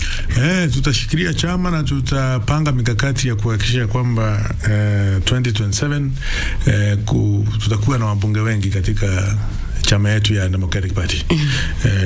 Na kwa sasa kutoka mheshimiwa Justin Muturi achukue nafasi ya kuwa Attorney General, ndiye alikuwa party leader wetu ama kinara wa chama. Sasa hivi mimi nashikilia kama hiyo uongozi wa chama kwa saisi yangu kidogo na kulingana na vile NEC National Executive Council ya chama itasema, tukipata nafasi ya kuwa party leader tutasukuma vizuri sana. Yes. Kwa hivyo huenda katika uchaguzi ujao tutapata wabunge zaidi wa DP. Ndio hiyo, tutangangana kabisa. Hizo ni siasa na mambo ya chama, na kwa hivyo tuingie katika siasa za taifa sasa. Ambako tuangalie Kenya ni nchi ambayo barani Afrika inaangaliwa sana japo katika masuala ya siasa na pia ukomavu kidemokrasia. Sijui kwa tathmini yako mheshimiwa, asubuhi ya leo unahisi ya kwamba kama taifa la Kenya tumepiga hatua kidemokrasia, tumekomaa ama bado? Kenya inapiga hatua, lakini kuna kazi ambayo ingari tutafanya. Na ile kazi ambayo inatakikana tufanye zaidi kama wa Kenya ni kwamba ukienda kwa uchaguzi ushindwe, tafadhali kubali umeshindwa, enda nyumbani, anza kupanga mikakati ya vile utashinda uchaguzi ambao unaokuja. Hii maneno ya kwenda katika uchaguzi alafu unashindwa alafu unasema hujashindwa, ndio ambayo inarudisha demokrasia ya Kenya nyuma. Na ndio maana sisi katika Kenya Kwanza tunauliza Raila Odinga, jameni, kutoka 1982 mpaka wa leo, hiyo ni miaka 41, unasema unashindwa kila wakati. Haiwezekani kuwa wewe ndio unaipiwa kila wakati. Inawezekani kuwa hiyo miaka yote 41 ati ni kwamba wewe unakuanga unaipiwa kura kila wakati. It's not possible. Kutoka wakati sisi tulikuwa katika shule ya msingi, primary schools, ndio Raila alikuwa anasema anaipiwa mpaka wa leo, jameni. Hiyo ndio ile siasa ambayo tunapaswa tupige msasa kidogo kama wa Kenya, kwamba ukishindwa kubali ya kwamba umeshindwa, enda pumzika, ambia watu wako warudi wafanye biashara, waende kazini ili tujenge taifa. Halafu kazi yako ikuwe ni ya kukosoa serikali, lakini sio kukosoa serikali ukisema wewe haukushindwa, ulipiwa kura. Unaweza kuwa ulipiwa kura namna gani? Ulikuwa katika serikali, ulikuwa na DCI, ulikuwa na system, ulikuwa na deep state, rais alikuwa na kusupport, ulikuwa na helikopta zote za serikali. Sasa umepiwa kura namna gani, jameni? Na kwa sababu uko pale kwa Raila Odinga na masuala ya kusema kwamba kukosa kubali kushindwa, demokrasia na ukomavu wa demokrasia za Kenya, ni kuhusu Raila Odinga? Hiyo ni kuhusu Raila Odinga. Sisi ambao tumeingia mbunge na sisi ambao tulikuwa primary school na wengine ambao hawakuwa wamezaliwa wakati Raila alianza kushindwa 1982, tunaweza chukua tunaweza ni kweli, yes, Raila contribute ama amechangia katika demokrasia ya nchi yetu ya Kenya. Hiyo tunakubali amechangia. Lakini pia unachangia hatua 3 mbele, alafu unachangia hatua zingine 4 nyuma. Afadhali huo unachangia hatua 3 kila wakati ili demokrasia iendelee kuwa sawa.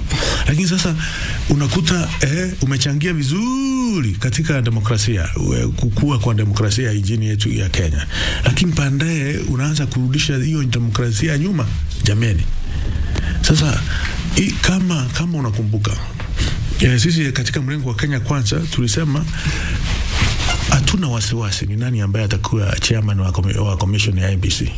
Hatuna wasiwasi ni nani ambaye atakuwa commissioners wa IBC.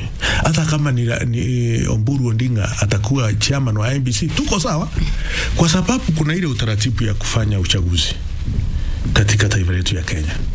Hiyo utaratibu ya kufanya uchaguzi uishia kwa ile tunaita polling station, ile kituo ya kupiga kura. Hapo ndio maneno yote ya ushindi wako na kushindwa kwako iko. Na kwa hiyo kituo kuna wasimamishi wa rais, wa governor, wa senate, wa mbunge, wa women rep, wa MCA. Jameni, hao watu wote wanaangalia vile uchaguzi unaendelea. Utasema namna gani umeipiwa? Kuna media imeangalia, kuna international observers wameangalia, na pia vile Chebukati akaweka wazi zile form zinawekwa kwa ukuta na zingine zinakuwa scanned, inawekwa pale katika ile mtandao, na ile mtandao haina password. Ile mtandao iko wazi, hata kama uko wapi katika hii dunia yetu, unafungua unaona hii kituo nimepata kura ngapi, hii kitu kingine nimepata kura ngapi. Sasa jameni, kila wakati utakuwa unasema unaipiwa kura namna gani? Okay, na tukisalia pale tu katika hayo masuala ya kura na ukomavu wa demokrasia ya Kenya. Ukitazama Kenya kwa sasa utaona kwamba ni kama bado tuko katika ile mood tunasema kampeni. Viongozi wetu ni kama bado wanapiga siasa. Hivi kwamba Kenya miaka yote hata baada ya uchaguzi mkuu huwa siasa haziishi, na katika zile siasa ndio tunaona kwamba tayari pia yule kinara wa Azimio pamoja na mrengo wako amesema kwamba hawatambui serikali ya Daktari William Ruto. Labda unaweza kusema vipi? Ndora, watambue serikali ama wasitambue serikali, kiongozi na rais wa Jamhuri ya Kenya anaitwa William Samoei Ruto. Na hiyo ni vile sitaki kutumia hiyo jina. Hiyo ni makosa kubwa, ni kukataa kufikiria sawa wakati unasema hautambui serikali. Kwa nini unasema hautambui serikali baada ya miezi 5 serikali ikiwa? Kwa nini haukusema ile siku ambayo William Ruto alikuwa anaapishwa Kasarani, au kusema hata kama ameapishwa sitambui? Kwa nini unakuja kuambia sisi wa Kenya sasa ndio utambui serikali, lakini miezi 5 umekuwa na nyamaza? Ulikuwa unafikiria nini? Kwa hivyo kuna ile jambo ambao wamekaa chini wakaona maneno ikiendelea namna hiyo, wa mambo yao ya kibiashara itaharibika. Kulipa ushuru, hawana hiyo pesa ya kulipa ushuru ambayo wamekuwa hawalipi. Kwa hivyo biashara ya maziwa, biashara ya kahawa, biashara ya pesa, maneno ya hii mikopo ambayo wa Kenya wanakopa katika simu, hiyo yote ilikuwa katika hizi familia hawa wakubwa. Sasa hii serikali ya Kenya Kwanza tumesema ya kwamba lazima the farmers, wakulima wapate mapato ya maziwa. Lazima wakulima wapate mapato ya kahawa na majani chai. Na sasa ukiuza hizo vitu, kuna biashara zile ambao unauza za watu ambao ni wakubwa katika nchi yetu. 56% ama asilimia 56% ya biashara ya kahawa katika nchi yetu ya Kenya inafanywa na familia moja, na wao ndio wanahakikisha kwamba ile bei ya kahawa ile ambayo inafika kwa mfuko ya wakulima iko chini. Na hii imekuwa inafanyika kutoka 1963 mpaka leo. Serikali imesema lazima wafanyikazi wakulima wa kahawa wapata pesa yao, wa majani wapata ile pesa ambayo wanapaswa, wa maziwa wapate pesa yao. Sasa katika hiyo maneno yote lazima uone watu wametokea kwa nguvu kupinga serikali. Lakini sisi ambao tuko kwa serikali tunawaambia atupanduki, tuko pale ili wa Kenya ambao walipigia kura hii serikali wapate pesa katika mfuko yao. Okay. Na najua kwamba tumemzungumzia Raila sana, na tuwezi tukasema kwamba tangu kitambo sana labda amekuwa akipuzilia mbali tu serikali kwa vyovyote vile, lakini pia umemtaja vizuri kama mtu ambaye anapigania demokrasia ya nchi ya Kenya. Na kwa sababu hiyo basi tuangalie serikali sasa ya Kenya Kwanza na utendakazi wake. Manake tunaelekea sasa miezi 6 tangu serikali ya Daktari William Ruto kuchukua hatamu za uongozi. Kwa tathmini yako, manake ukiangalia hata upinzani wanapofanya mambo yao mengi imekuwa ni kwamba wanalama gharama ya maisha na mambo mengi kumhusu mwananchi. Tathmini yako kuhusu utendakazi wa serikali ya Kenya Kwanza hadi kufikia sasa ni ipi? Serikali ya Kenya Kwanza inafanya kazi vizuri. Hali ya maisha kulingana vile unasema ya kwamba bei ya vyombo tofauti mbando iko juu, lakini ukiangalia bei ya unga inaendelea kuwa chini, bei ya mafuta ya kupikia na vyombo tofauti inaendelea kwenda chini pole, lakini kuna ile sababu economy ya nchi yetu ya Kenya mahali ilikuwa imeachwa na serikali ya Uhuru Kenyatta ilikuwa mahali mbaya kabisa.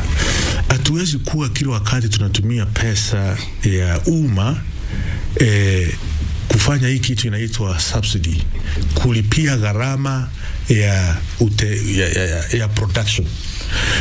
Unachukua pesa ya serikali ya umma unalipa wafanya biashara ambao wanauza petroli katika nchi yetu ya Kenya. Utaendelea na hiyo safari ya kuchukua pesa ya umma unapeleka kwa mafuta mpaka lini? Unachukua pesa ya serikali unapatia kampuni za unga ili ati unga price ya unga ama bei ya unga iende chini. Utaendelea kufanya hiyo biashara mpaka lini? Unapaswa kuchukua hiyo pesa upelekee wananchi na ile kitu tunaita farm input, fertilizer na vitu zile zingine na extension services, wale watu ambao wanazunguka katika mashamba yetu kutoka kwa serikali wakielezea wakulima vile wanapaswa kuwa wanalima. Hiyo pesa ikifanya hiyo kazi kutakuwa na mazao mingi katika nchi yetu ya Kenya, na mazao ikiwa mingi inamaanisha ile bei ya unga itaenda chini. Uwezi kuendelea kufanya wananchi ama wakulima wasilime sawa ili baadaye ukuje katika pesa ya serikali uchukue uende upelekee kampuni ambazo zinatengeneza unga. Uchukue pesa ya serikali ya umma ya Wakenya uende upelekee kampuni zile zinaleta mafuta katika nchi yetu ya Kenya. Hiyo ndio serikali yetu ya William Ruto imesema hapana, hiyo hatutafanya tena.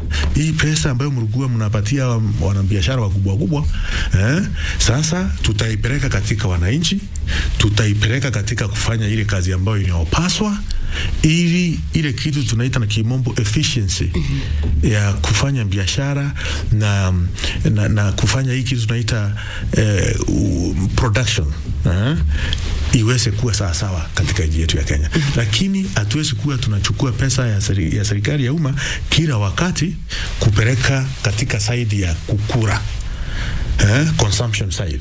Hiyo ndio tumekataa. Kwa hivyo asilimia ngapi unaweza kupatia serikali kwa sasa? Lakini sasa hiyo policy ya serikali ili iweze kukita mizizi, ili iweze matokeo yake kuonekana kiuchumi, itachukua hii mwaka, na ndio sasa Wakenya watakuja kusema kumbe serikali ilikuwa katika njia ambayo inafaa kabla hii mwaka ishe. Sasa mimi ningehimiza Wakenya wenzangu tutulie, serikali iko imara.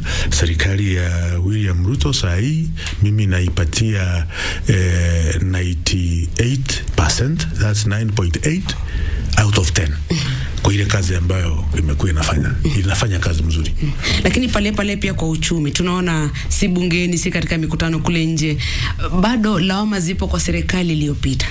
Na hisia zipo pia kutoka kwa wananchi na labda washikadau mbalimbali kwamba badala ya kufanya kazi kwamba serikali ya Kenya Kwanza na vile wabunge wanashinda wakilaumu serikali iliyopita. Unasemaje kuhusu hilo? Serikali iliyopita ilikuwa imefanya maneno mbaya sana.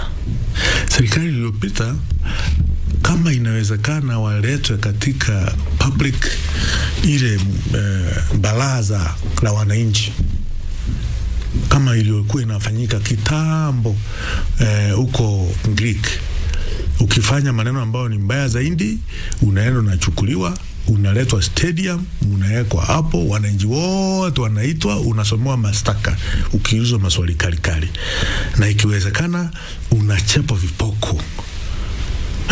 Wananchi wakiona. Hivyo ndivyo serikali ambayo iliyopita inapaswa kuwa inafanya. Inamaanisha hakuna mazuri katika serikali ilikuwa imefanya maneno mbaya sana. Hii serikali ambayo iliyopita maneno ya ili tuchukue serikali Kenya Kwanza. Kulikuwa na pesa ngapi katika ile kitita ya serikali? 93 million. Pesa ya serikali ilikuwa imeenda wapi? Hii serikali ambayo iliyopita katika hii mfumo ya CBC, saa hii tuko na crisis kubwa sana katika nchi yetu ya Kenya, katika hii kitu tunaita junior secondary schools. Kwa nini? Huyo mfumo uliletwa na nani?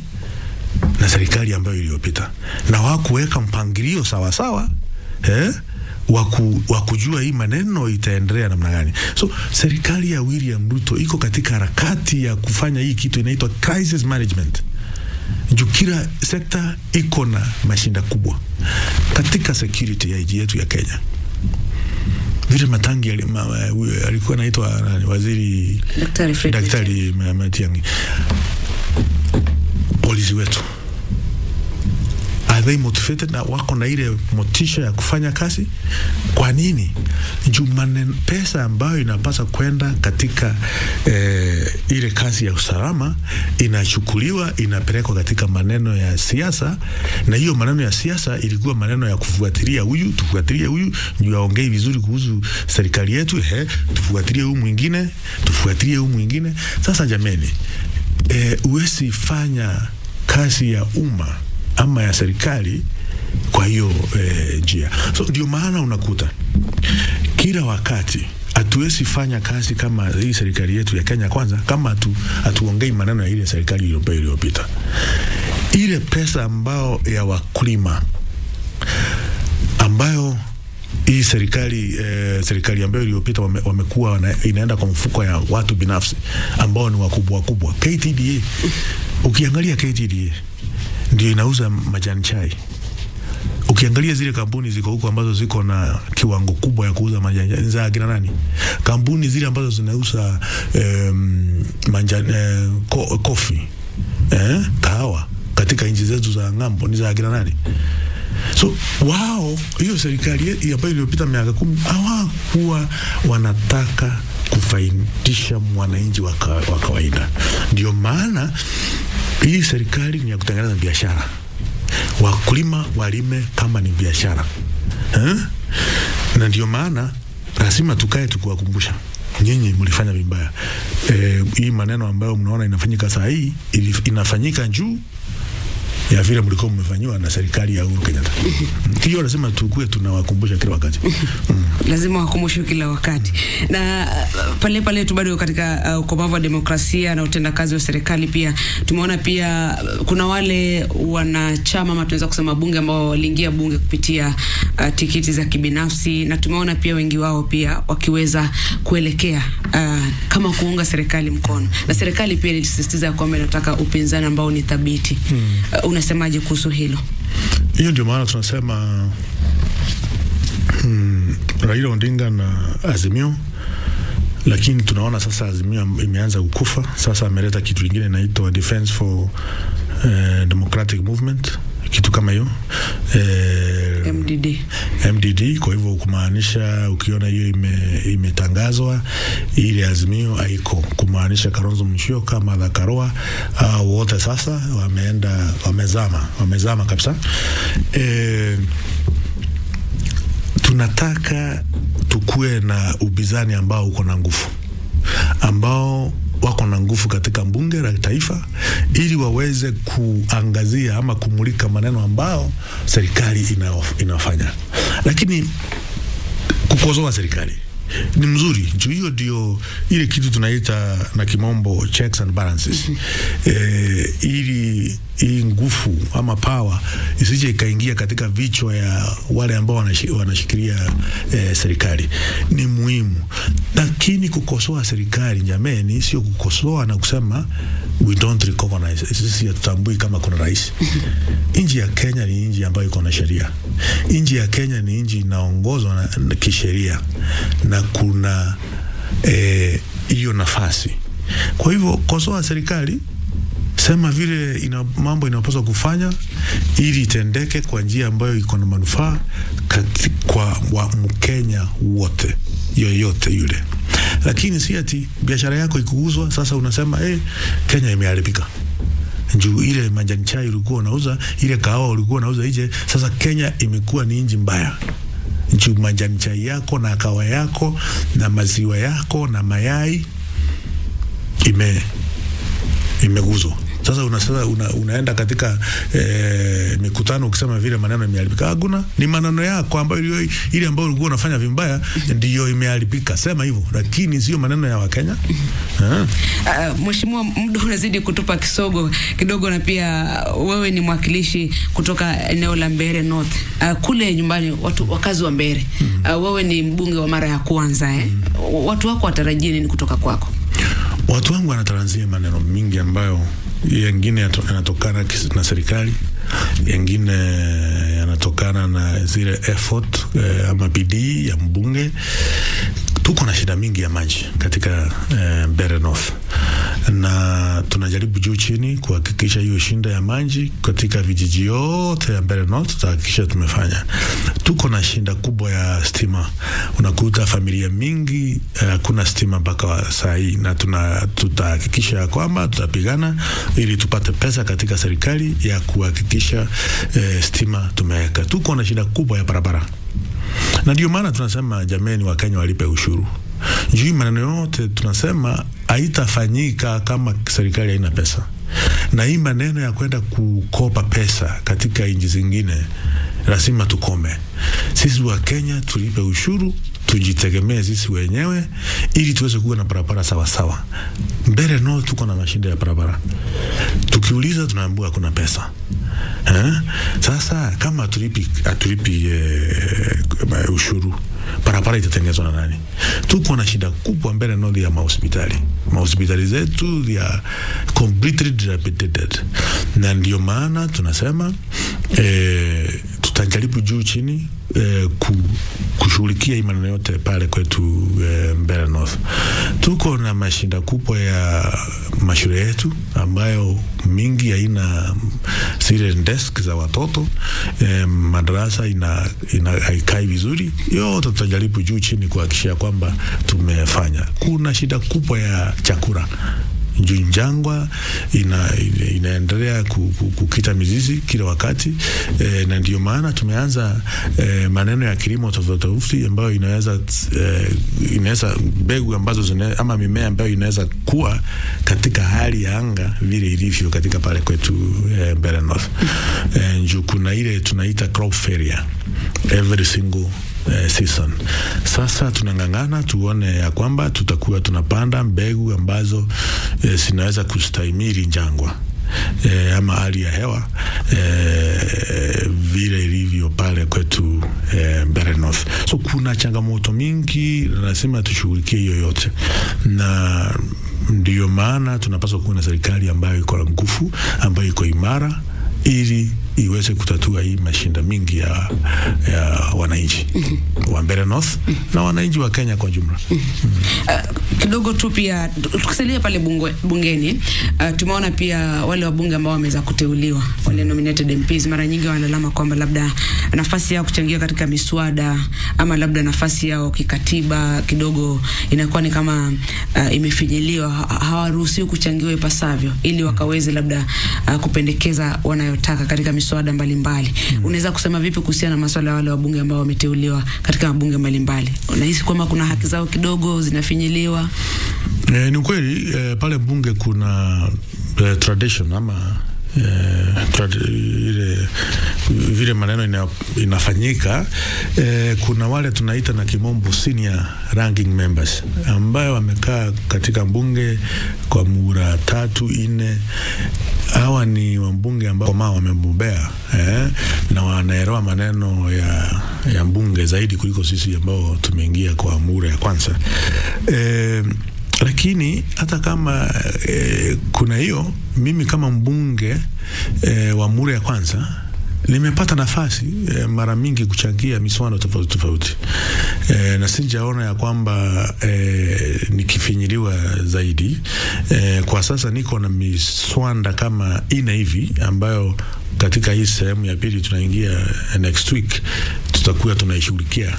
Kuna mswada wa kurekebisha bill ama act ya maji, kuna ingine ya anti-corruption and economic act crime, kuna ingine ambao nashughulikia ya tunaita na kimombo sustainable development bill, kuna ingine ambayo kuna motion ambayo naweka kuanzia tutaizungumzia pale bunge tarehe 14 tarehe 15 kuhusu elimu ya junior secondary schools.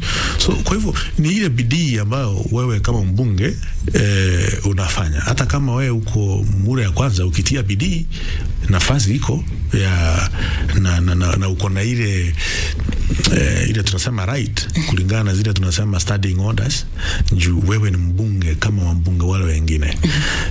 Lakini vile vile lazima tutambue ya kwamba kuna wale ambao wako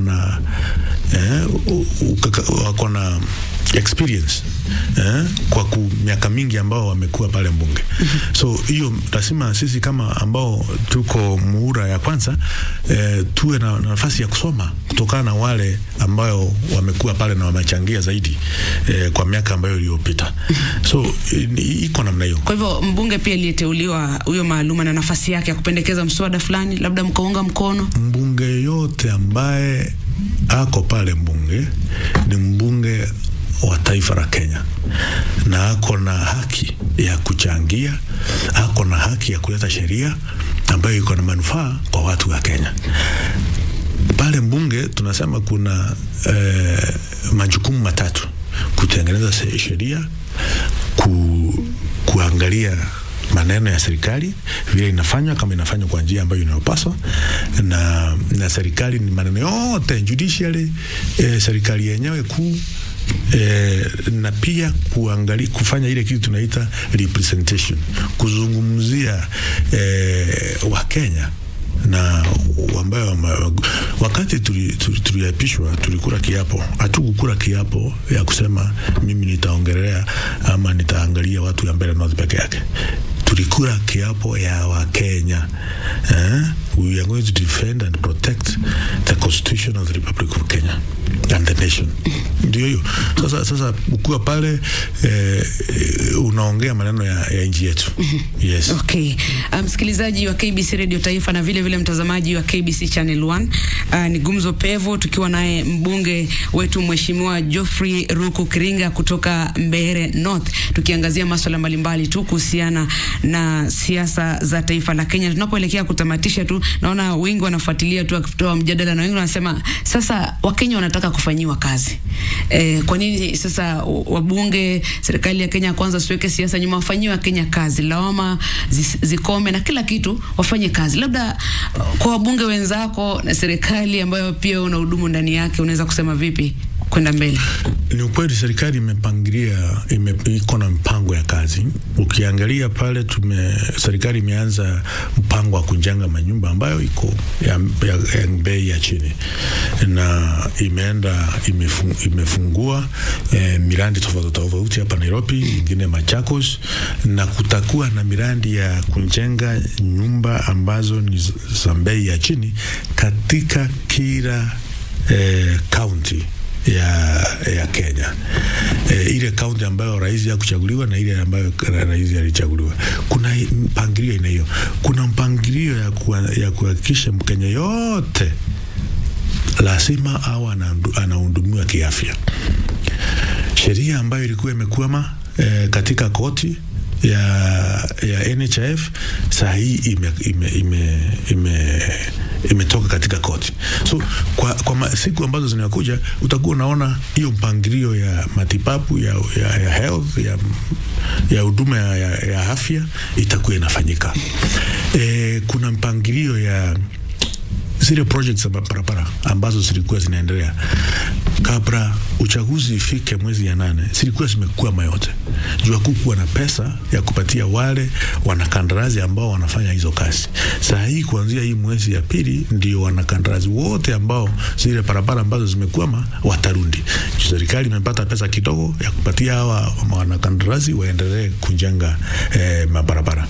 Ukiangalia katika Herimu, rais anatia bidii ili kuhakikisha hii mashinda ambayo ndio maana aliingia kazini. Kitu ya kwanza alifanya ni kutegua ile jobo ya kuangalia maneno ya elimu, ile inaitwa education party. Yes. Ili wajue ya kwamba hii mfumo ya elimu inapaswa kuendelea, na kama inaendelea itaendelea vipi. Na ilipewa miezi 6 kufanya kazi. Kutoka waanzie hiyo kazi miezi 6 haijaisha, ili wakuje na ile report tujue ya kwamba vile maneno itafanyika. Kuna maneno ya security ambayo rais ametegua Maraga juzi pamoja na timu yake ili kujua hii security yetu ya nchi ya Kenya inashughulikiwa kivipi, iko sawa na kweli. Na kuna mipangilio mingi. Sisi wa Kenya tujue kwamba jameni, hata miezi 6 haijaisha, ni miezi 4 tu, na kuna mipangilio ya kazi ambayo rais ameweka. Na kabla hii mwaka ya kwanza ishe, na njua wa Kenya tuwape muda. Wa Kenya watakuwa naona ile kazi ambayo serikali inafanyia. Mpangilio ya maji jameni, already kuna zile damu ambazo serikali imeweka katika priority. Dam 100 ambayo Ministry of Water sahi iko katika harakati ya kumaliza mikakati ya ile tunaita Water Purchase Agreement. Ili sasa tuweze kufanya hizo dams, maji ikue katika kila eneo yetu ya Kenya. Asante sana mheshimiwa, kwa sababu ya muda tutakomea pale kwa leo. Tunatumai kwamba utapata muda tena, utafika katika studio zetu zungumzie mengi kuhusu pia wananchi wa Mbeere na mambo ya taifa kwa ujumla. Asante kutenga muda wako kufika. Nashukuru sana. Mtazamaji wa KBC Channel 1 na vile vile msikilizaji wa KBC Radio Taifa, tunakomea pale kwa leo, na ningependa sana kusema shukrani sana kwa kaimu mkurugenzi Bwana Samuel Maina, vile vile msimamizi wa kitengo cha redio Bi Mary Daraja, crew nzima ambayo inaongozwa na Bwana Martin Jeru aka Mato, kitengo cha production ambayo inaongozwa na Bwana Martin Kingasia, Bwana Onditi, na mwelekezi wangu bila shaka Bilusi Wahome kwa kazi nzuri, na upande wa redio Bernard Maranga mkuu wa kitengo, na vile vile Captain Njoroge Nganga mwenzangu upande wa pili. Imekuwa ni fahari kuzungumza nawe. Mjadala huu endelee katika mitandao yetu ya kijamii. Mimi naitwa Dora Manya pamoja na mwenzangu mheshimiwa kutoka Mbeere North, Mheshimiwa Geoffrey Ruko Kringa. Tunakuaga, tunasema kwa heri na asante kufuatilia majadiliano.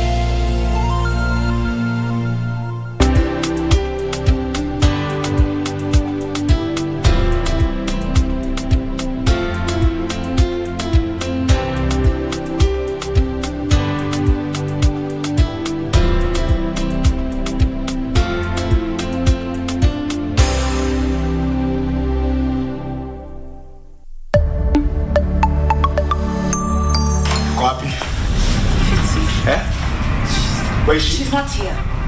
Sit down. Toka nje kabla nipigwe risasi huku kwa ubabini. Uko hapa nje? Ni mimi na Zolani.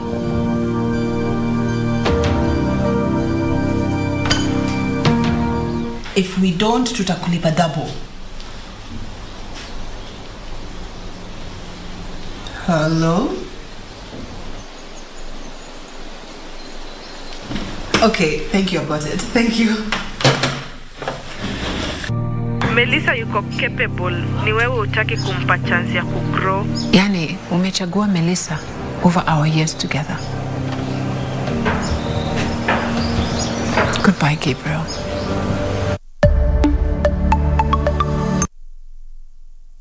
Hey, listen up. Hello, everyone, and welcome to Engine. How do we hear? How do we see? What makes up the air we breathe? Let's go. It's technology. Let's go. Science, you and me. Let's go. We're learning every day. Let's ask, let's learn, and let's love. And don't forget to make it fun.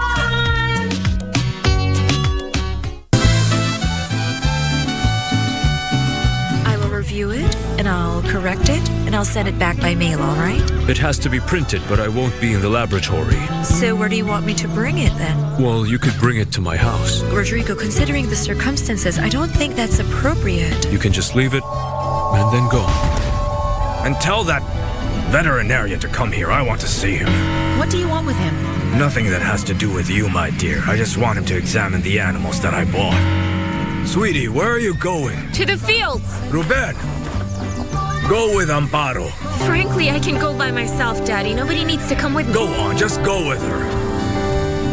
That woman came here to tell my father everything that Rodrigo Irazabal was thinking.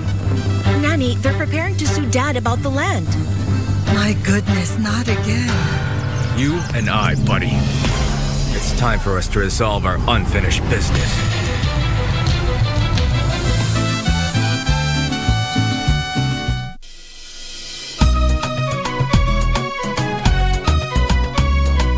When I don't think you're Puna Moranga. Shoro FM.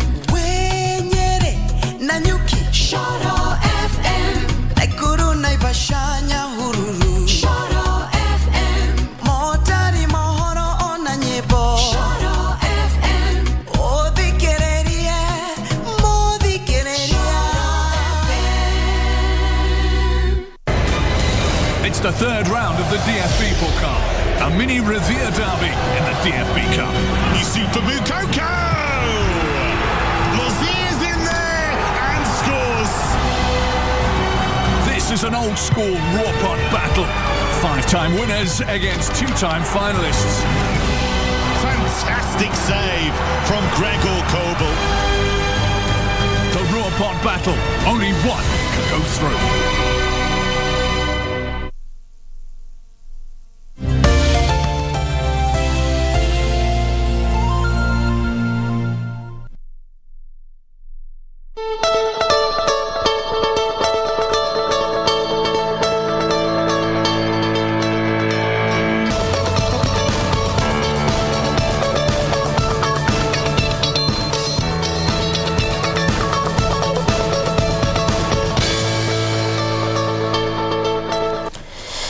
Exactly 6 minutes past the top of the hour. You're right in time for our last conversation this Tuesday morning.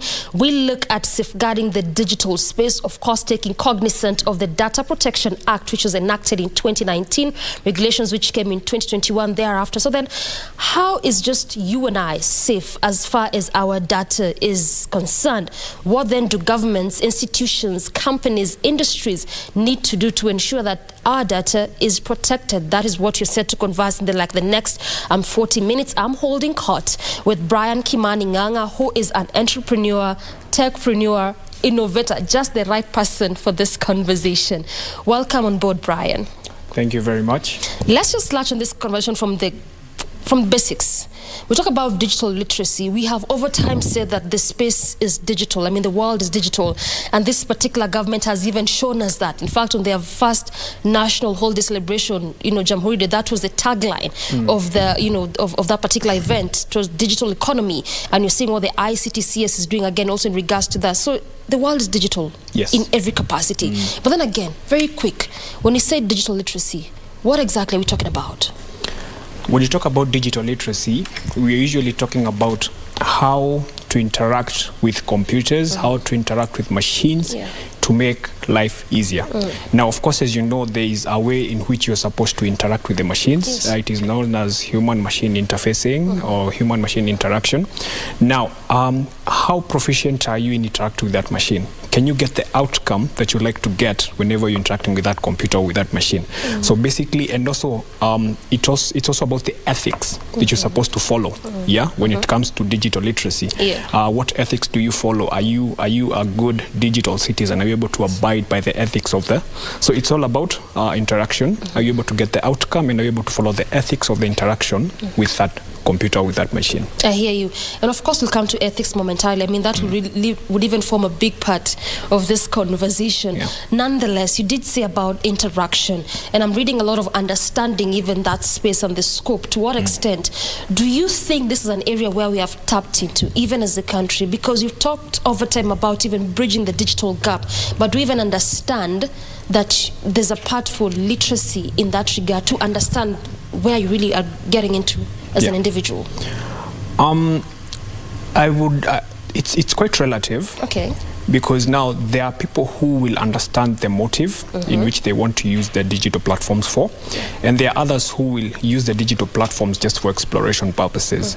Now, the latter is quite, I can say, dangerous. And the majority? Yes, and it's also the majority. Because now the thing is, if you just want to use it for curiosity purposes, for example, let's say whenever you're using an app, there are usually terms and conditions. Do you read them? Exactly. Like I don't. So social many of us just accept and go. There are also some which I myself have skipped. But later on, I come to find out that since I did not read these terms and conditions, I just went ahead, used the app or used the digital space just out of curiosity. And to some point, I gave them information which they were not supposed to get. And that in itself, because I didn't have the knowledge or I didn't do the research on what I was getting myself into, that is what I'm saying, that most people don't actually know what they're doing. They're just doing it out of curiosity, and then now they get to learn along the way. And it's not knowing because sometimes you don't really want to know. It's just because you really don't know. Yes. And this is part of what you're passionate about, Brian, in terms of knowledge, sensitization, helping people understand even the motive as to why you'll get into this digital space. So basically, when you talk about this sensitization, imparting knowledge, what exactly are you doing in that regard to bridge that gap? So what I'm doing to bridge the gap basically is to give students or to give people the knowledge that they need, first of all, to understand how the digital space works. Because it's a double-edged sword. You can either use it to your advantage or it can wreck you, now based on the information that you have. Now, whenever you have that information, you will make decisions based on the level of knowledge that you have. So my main purpose is to impact the knowledge for you to know how can I use this digital space to my advantage, how can I benefit from it, and also what are the pros and cons, and how can I use them to my advantage also. Is this stemming out from your own experience, or is just a passion you developed over time? What is this? There's really a lot to talk about as far as that digital space is concerned. What is this stemming out from? It's actually a passion that I've had ever since I was a child. Actually, it came from a movie. There's this movie known as Iron Man. So when I saw the AI, it's known as Jarvis. When I saw the AI doing its work, when I saw the movie, I was like, you know what? I want to get into this space. I want to build something like this. I want to interact with such technology. So now from that point onwards, I went ahead. I'm trained in engineering, and that's when now I continued pursuing the passion. So self-taught robotics and software engineer and everything. So this imparting of knowledge, sensitization, it spans across what? Or what demographic, or just anyone who's interested? How really do you do this? Well, actually, it spans across all the ages. I can say so, because now you cannot actually segregate the ages, because you'll find out that there are even children right now who are as young as 3-4 years old who are interacting with these digital gadgets. They're interacting in these digital spaces. So if we can start to teach from the young to the old, on how to use them, how to get the best out of them, and how to avoid the risks that are involved, that would be the best thing to do. So it's the demographics are vast. It cuts across. Yeah, it cuts across. Well said. Now, how do you... Better yet, let me put it this way. When it comes to protecting yourself online, let's not even go to the age bit. Let's just talk about holistically. Yeah. Because almost everyone right now is in the online space. Can either be through your phone, through your PC, laptop, whatever it is. What are some of the safety nets that one needs to be looking into, even as they operate online? Now, some of the safety nets that you need to look into is, first of all, whenever you're downloading that app, there is that tab whereby there's that link whereby you ask to read the terms and conditions. Yes. Actually, if you've noticed, it is usually in very fine font and very long paragraphs, because they really don't want you to go through all that. They want you to just get into the app. So this is very strategic. Yes, it's actually very strategic. So it's in very small font and very large paragraphs. But take your time, read about it, understand it, because now if you understand it, now from there you have the power to make the decision whether to download the app or not, whether to interact with that digital space or not. Again, whenever you're downloading that app, there are usually some questions that usually pop out, like, can I use your gallery? Can I gain access to your contacts? Can I gain access to your let's say messages and everything? Now, usually you click allow because of course you want to use the app, because if you click deny, most of the time you won't use the apps. So what usually happens is that you're the one giving access to the data company or to the data platform to actually take advantage of you. But then what do you do, because you won't move further than that if you don't say accept and allow?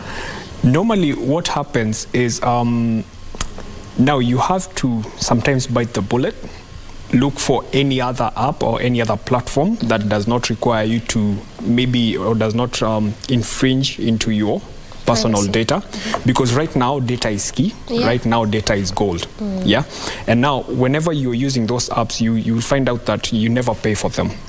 You never pay to download the apps, you never pay to use the apps. So what does that mean? You are the product. So what usually happens is, if you can find an alternative, for example, if downloading the app requires you to give out access to your let's say photo grid, why not try to use the web version? Because now the web version will not like, let's say, access your photo grid in your phone. Just use the web version. Okay, just create an account, yes, but use the web version. So there are usually alternatives to, like, let's say, those apps which will infringe into your personal space. So if you can get an alternative, well and good. But are we aware of these alternatives? Because as you speak, I'm really trying to think. I really, like, personally, I haven't come across any app that does not really require me to say yes to gallery, yes to contacts, yes to anything. And if you do not, you really can't move past that. And you realize you really need to use this application. So then there's an aspect of awareness as far as data protection is concerned. What are we doing? What really are you doing in your capacity in that sense? Well, what I'm doing mostly, again, is impacting knowledge, making people aware that there is the data laws, there are alternatives about it. There is also now, have you ever heard of something known as cookies? Whenever you are using a web page, there usually things known as cookies. So the cookies can regulate the amount of information that apps or websites get from you. And that's why there are some apps which have actually the manage cookies. If you manage the cookies, you give them the extent unto which they can get information from you. Because their main aim is to get as much information from you. You don't know now to market your information to other people. Now and then they sell your data. That is basically the main thing.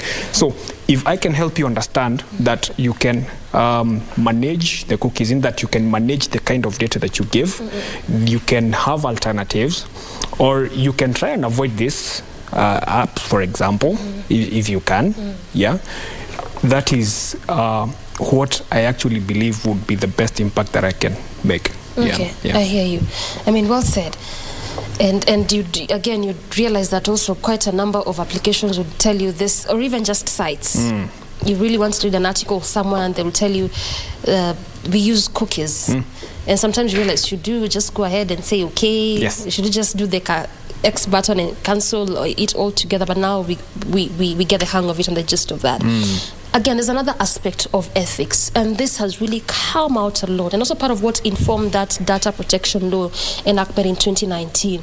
There's lack of ethics in regards to how we use the online space that ends up to infringing the privacy of of others when it comes to even just getting their data and their personal information. Where are we missing the point?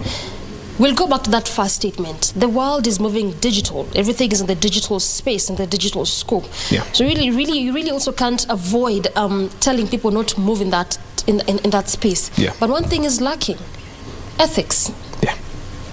So when it comes to ethics, I believe that it can be enforced through the law.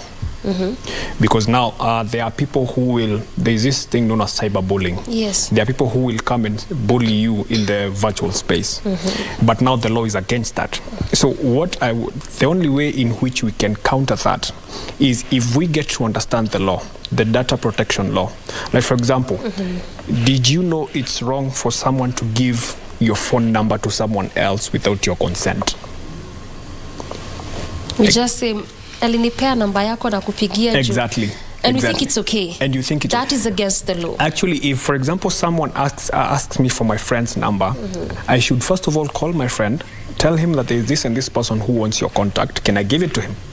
But if I just... So allow me to butt in and let me get it. And also purposes of context and understanding. Yeah. So in an instance that person X calls me and says, I want Brian's number, and assuming I have your contact, and I just give them without telling you, you can actually sue me. Yes.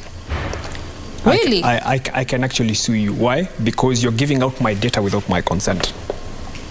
Okay. You are giving out my data without my consent. And actually, that's why I'm saying that it's very important for people to know the law. Because now, if you know the law, you know. Because actually, there are some people who will actually give out of goodwill. Yeah. They don't know it's wrong. I'm just trying to help. Yeah, I'm just trying to help you with this person number, but they don't know that it's wrong. But actually, according to the law, that's wrong. Yeah. So if we can have the knowledge on how the Data Protection Act, on what the Data Protection Act says, we can save ourselves from a lot of trouble and know the kind of ethics to abide by, because data is very, very sensitive. Very sensitive. So if you can know the law, if you can know how to go around other people's data and also your data, the best it would be for you. Yeah. So then do you think having this law in place, because then from 2019 fast forward to 2021 when the regulations came on board and came on force, do you think having this law in place, of course it helps, but then does it aid in terms of bridging that gap? Why I ask is because even as we speak, even up till now, there are those who still complain of someone infringing their data or someone bullying them on the social space. And you've even had this even from school-going children who would say, I'm getting attacks online, yet we have a law in place that is already in force and acting. Yeah. To what extent does this go a long way in protecting you and I's data? It actually goes a long way, because I have actually witnessed cases whereby a cyber bully is even arrested and even taken to prison. And that is very, very crucial, because now if people don't understand that doing that is wrong, they will continue doing it. Actually, do you think people don't understand it, or they just do it? There are people who just do it out of malice. Okay. Yeah, there are people who just do it out of malice, and they don't know. Even leave alone online spaces. Yes. Let's even talk about text messages. Okay. If I send you an insulting text, you can go report me and I'll be arrested. Yeah. So people should know that when it comes to cyberbullying, when it comes to writing insulting text, because now cyberbullying now maybe focuses on the online space, but also text-based, that is also very, very wrong. So the law protects us. And actually, if you can report this to maybe an ICT authority or basically an organization that is authoritative when it comes to ICT, action will be taken against them. Yeah, and actually it should be taken against them because it's wrong, it's against the ethics, it's against the law, because that is giving out your personal data to someone, that is insulting you, and also that is also defaming you. When it comes to online presence, you've heard of defamation charges. Yes. Exactly, whereby when you come and insult someone, or when you bully someone online whereby other people can see, you can even file for defamation charges. Okay. That is very, very wrong, and the law protects us against that.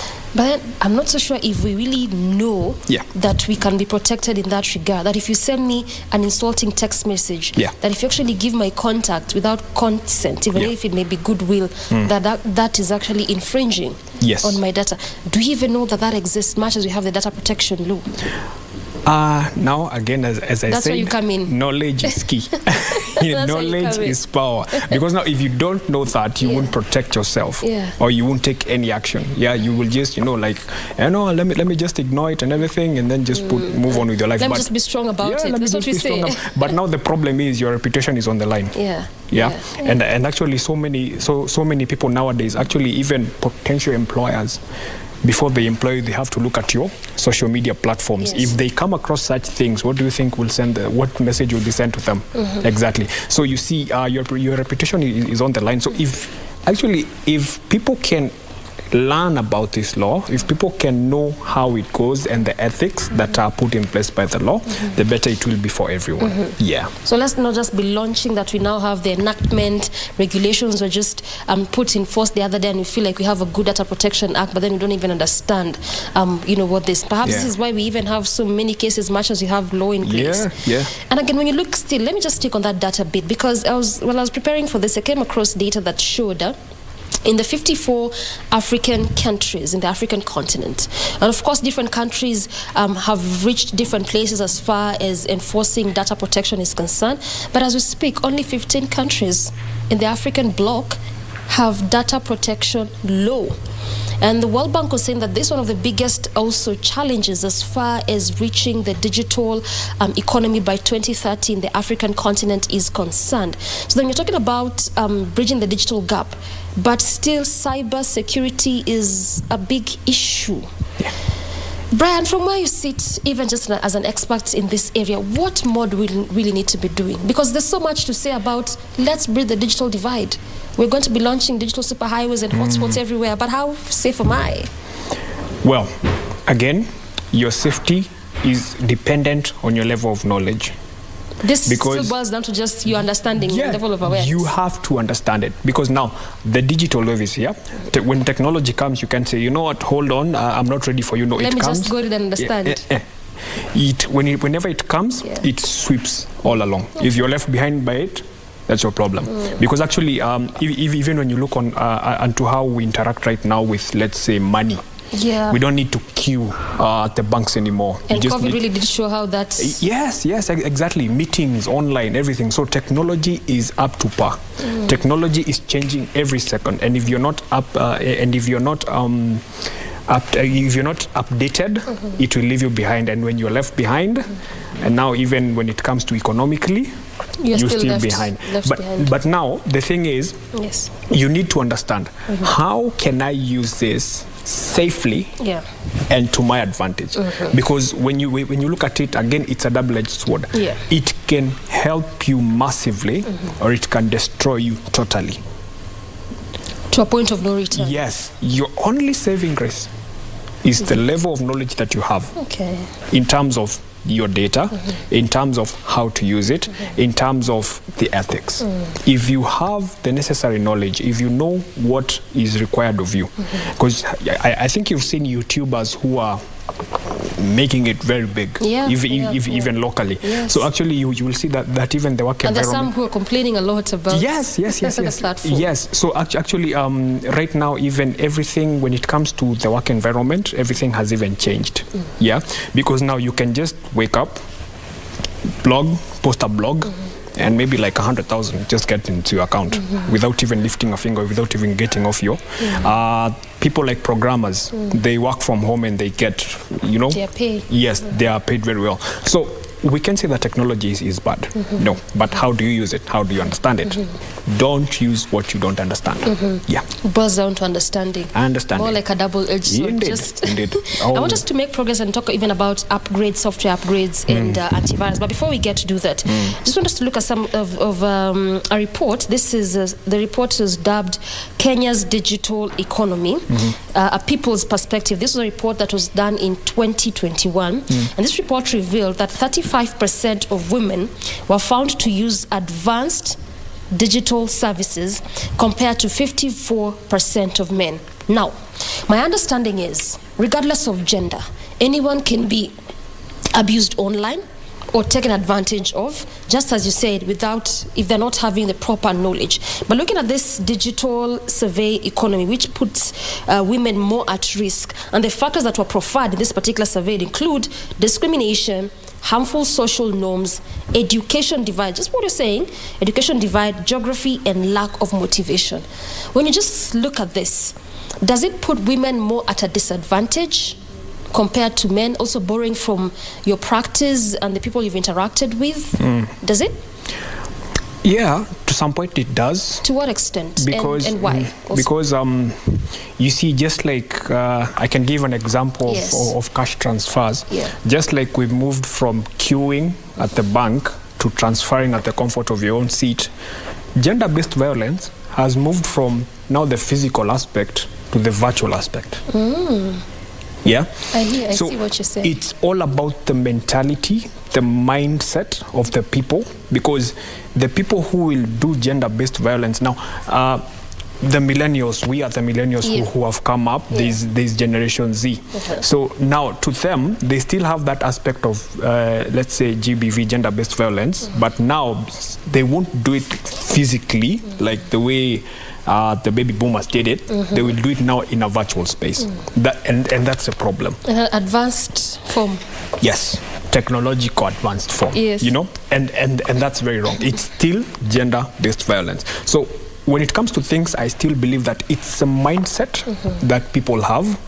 I mean, how can you just take your phone and attack someone online just because you're of the opposite gender, just because you have these beliefs which are very outdated, by the way? So that's the problem that we are facing.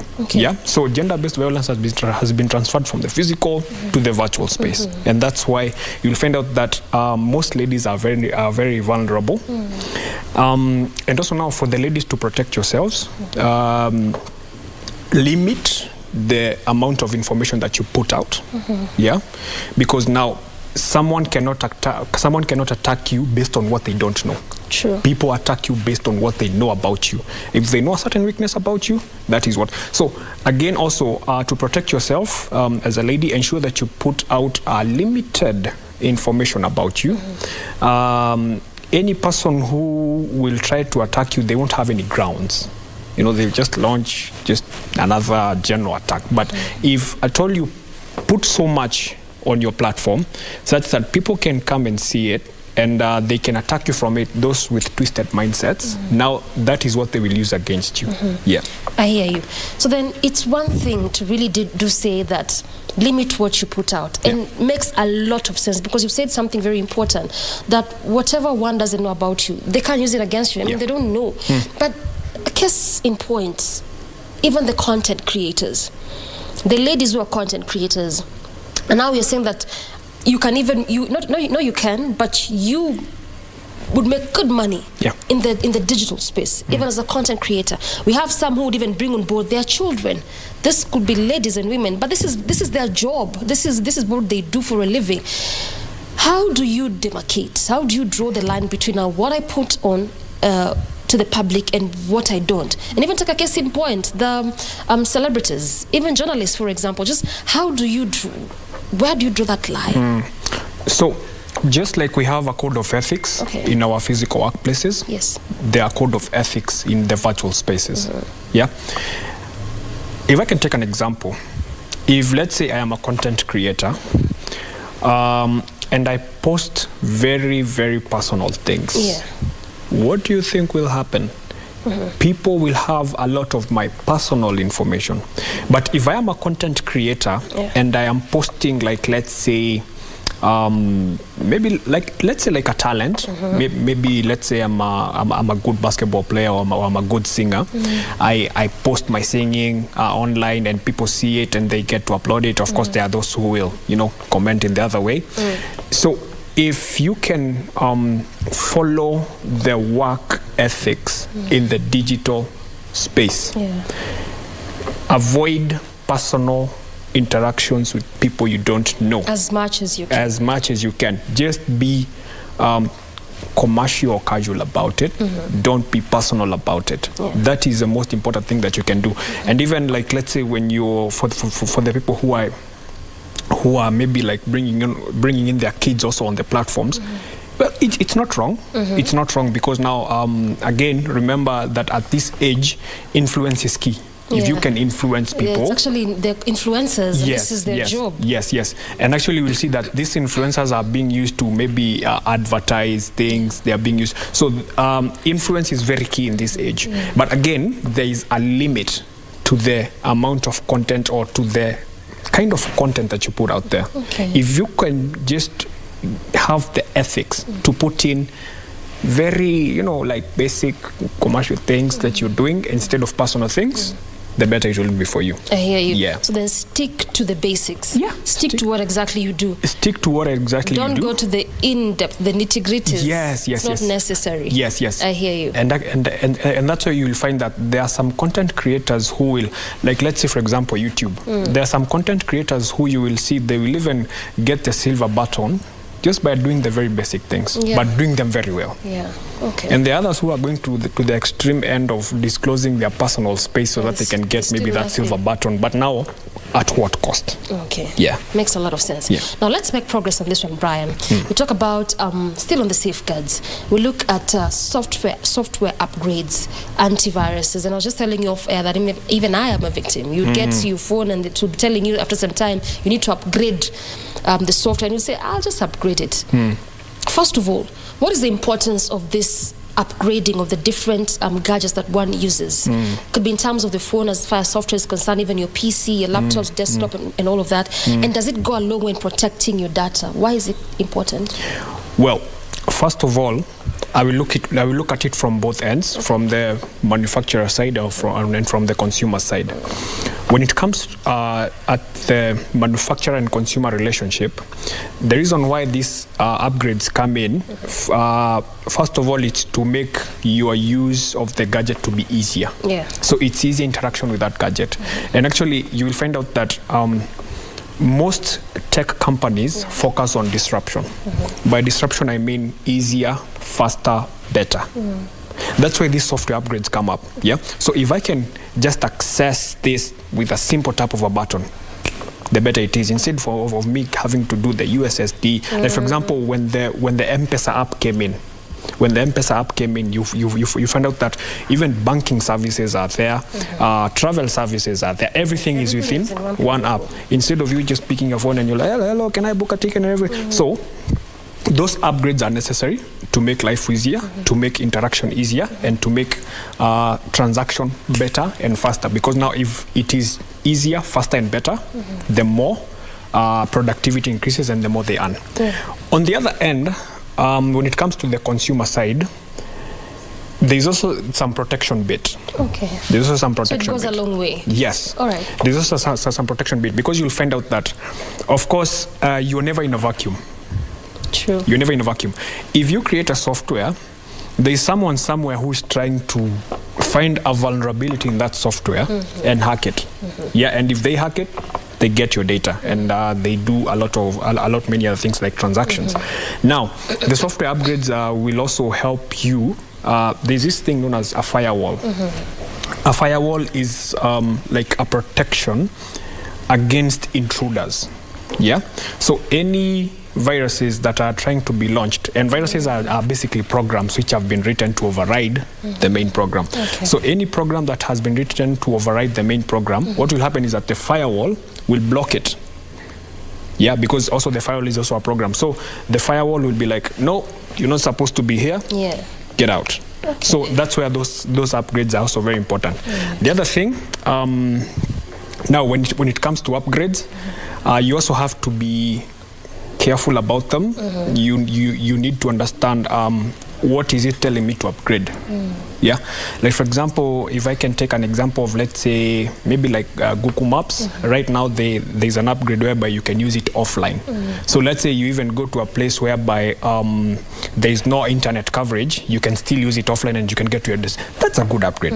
But now there are other upgrades which will upgrade in order to get your data, in order to know what it is that you're doing, in order now for them to know how can we make sure that we capture your attention so that you don't leave our platform. All right. Yes. So just be very careful even as you do that. Yes. And I think that message is home. Yeah. That when you look at upgrade software, upgrades, antiviruses, not just for your quickness in how you're using the gadget, but also for your own protection as a consumer. Yes. Now, we have just a minute to go. Yes. And I want you to just speak to Kenyans who are listening, and also just what perhaps governments, institutions can be able to do to even just protect their own, protect consumers as far as data infringement and privacy is concerned. I was just telling you how almost every institution you go, you have to either leave your name, ID. There's so many details around, leaving your details within one place. Yeah. So then what more can they do to just protect these individuals, even their employees, consumers altogether? Okay.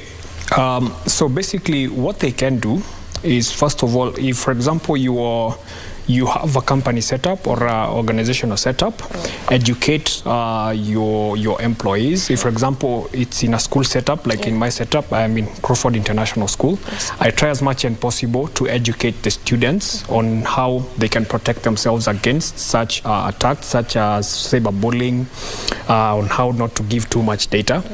About the citizens, for the citizens, now they can maybe like watch shows like this in order now to know how exactly can you protect yourselves, because I'm pretty sure there's someone who didn't know that if someone sends you a wrong text message, you can sue them. Like, I didn't know, now I know. Exactly. Yes. So if at all you can seek knowledge from every platform that you get, be it from your organization, from newspapers, take even the Constitution, read about the data laws, understand them. If you're, again, in a company setup, educate your employees about it. If you're in a school setup, educate your students about it. Because the government I know the government is doing as much as possible to ensure that it gets this information to the public. I hear you. Well said. I mean, there's really quite a lot we could have conversed around this issue. There's so much as far as data is concerned, and even just getting to the laws, but we are really strapped for time, and you have to cap it at this particular point. Nonetheless, thank you so much for your time, Brian, and your valuable input into this topic. Thank you. Asante. I have been speaking to Brian Kimani Nganga, an entrepreneur, techpreneur, and innovator. What has definitely formed center of our discussion is looking at this safeguarding the digital space. Of course, this is just tying it down with the data protection law, which was enacted in 2019, regulations which came after in 2021, and just how you and I are safe as far as using the digital space is concerned. Good place to end this conversation, and ultimately, good morning, Kenya. From me and on behalf of the entire team, we say thank you so much. Till tomorrow, good morning.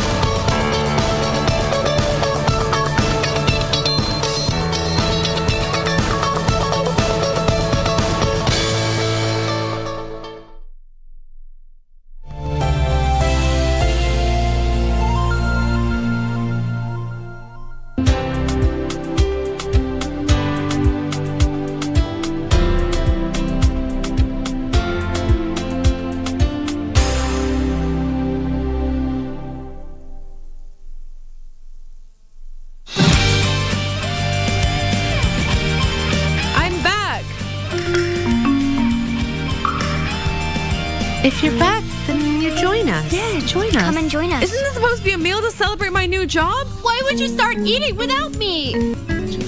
Thank you for taking care of me. When I come back, let me take care of you. I hope we'll be friends for life. Neither of us could have thought this is how we would meet again.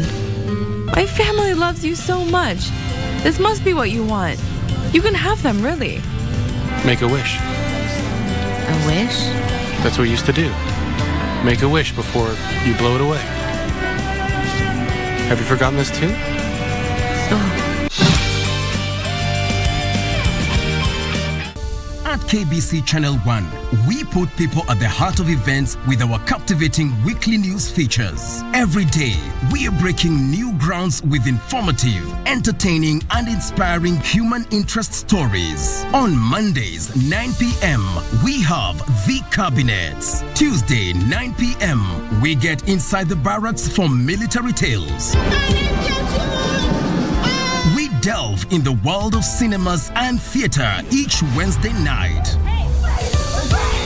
For the young and industrious, make a date with us every Thursday at 9 p.m. Fridays are dedicated for my culture.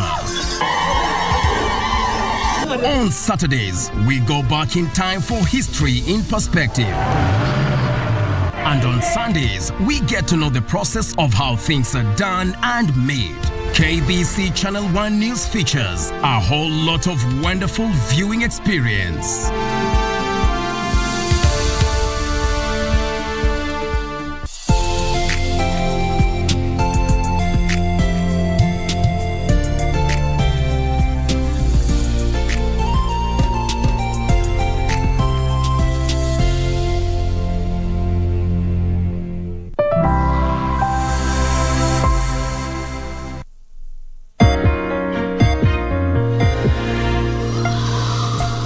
Hii ni Mitikasi leo, makala kutoka BBC. Yaliomo, Papa Francis kukamilisha ziara yake katika Jamhuri ya Kidemokrasia ya Kongo kabla ya kuelekea Sudan Kusini. Tutakueleza ujumbe wake kwa makundi tofauti. Baadaye, gharama ya umeme nchini Ghana yaongezeka huku wananchi wakiendelea kukabili hali ngumu ya uchumi. Na kisha kampuni ya mafuta ya Shell yanakili faida kubwa zaidi kuwahi kupatikana katika miongo kadhaa. Je, hii inatokana na nini? Tegea tutakujuza. Tunakujia kutoka Nairobi, Kenya. Twende kazi.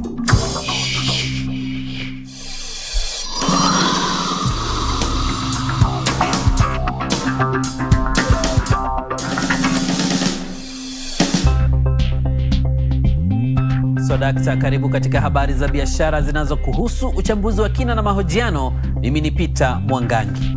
Kiongozi wa kanisa Katoliki duniani, Papa Francis, amewasihi Wakristo wanaojihusisha na mapigano katika Jamhuri ya Kidemokrasia ya Kongo kuweka silaha zao chini. Alitoa mahubiri yake kwa maelfu ya watu waliokusanyika kwenye misa iliyofanyika uwanja wa wazi mjini Kinshasa. Papa amesema watu wa nchi hiyo wamepata tabu ya majeraha yaliyojaa chuki na ghasia.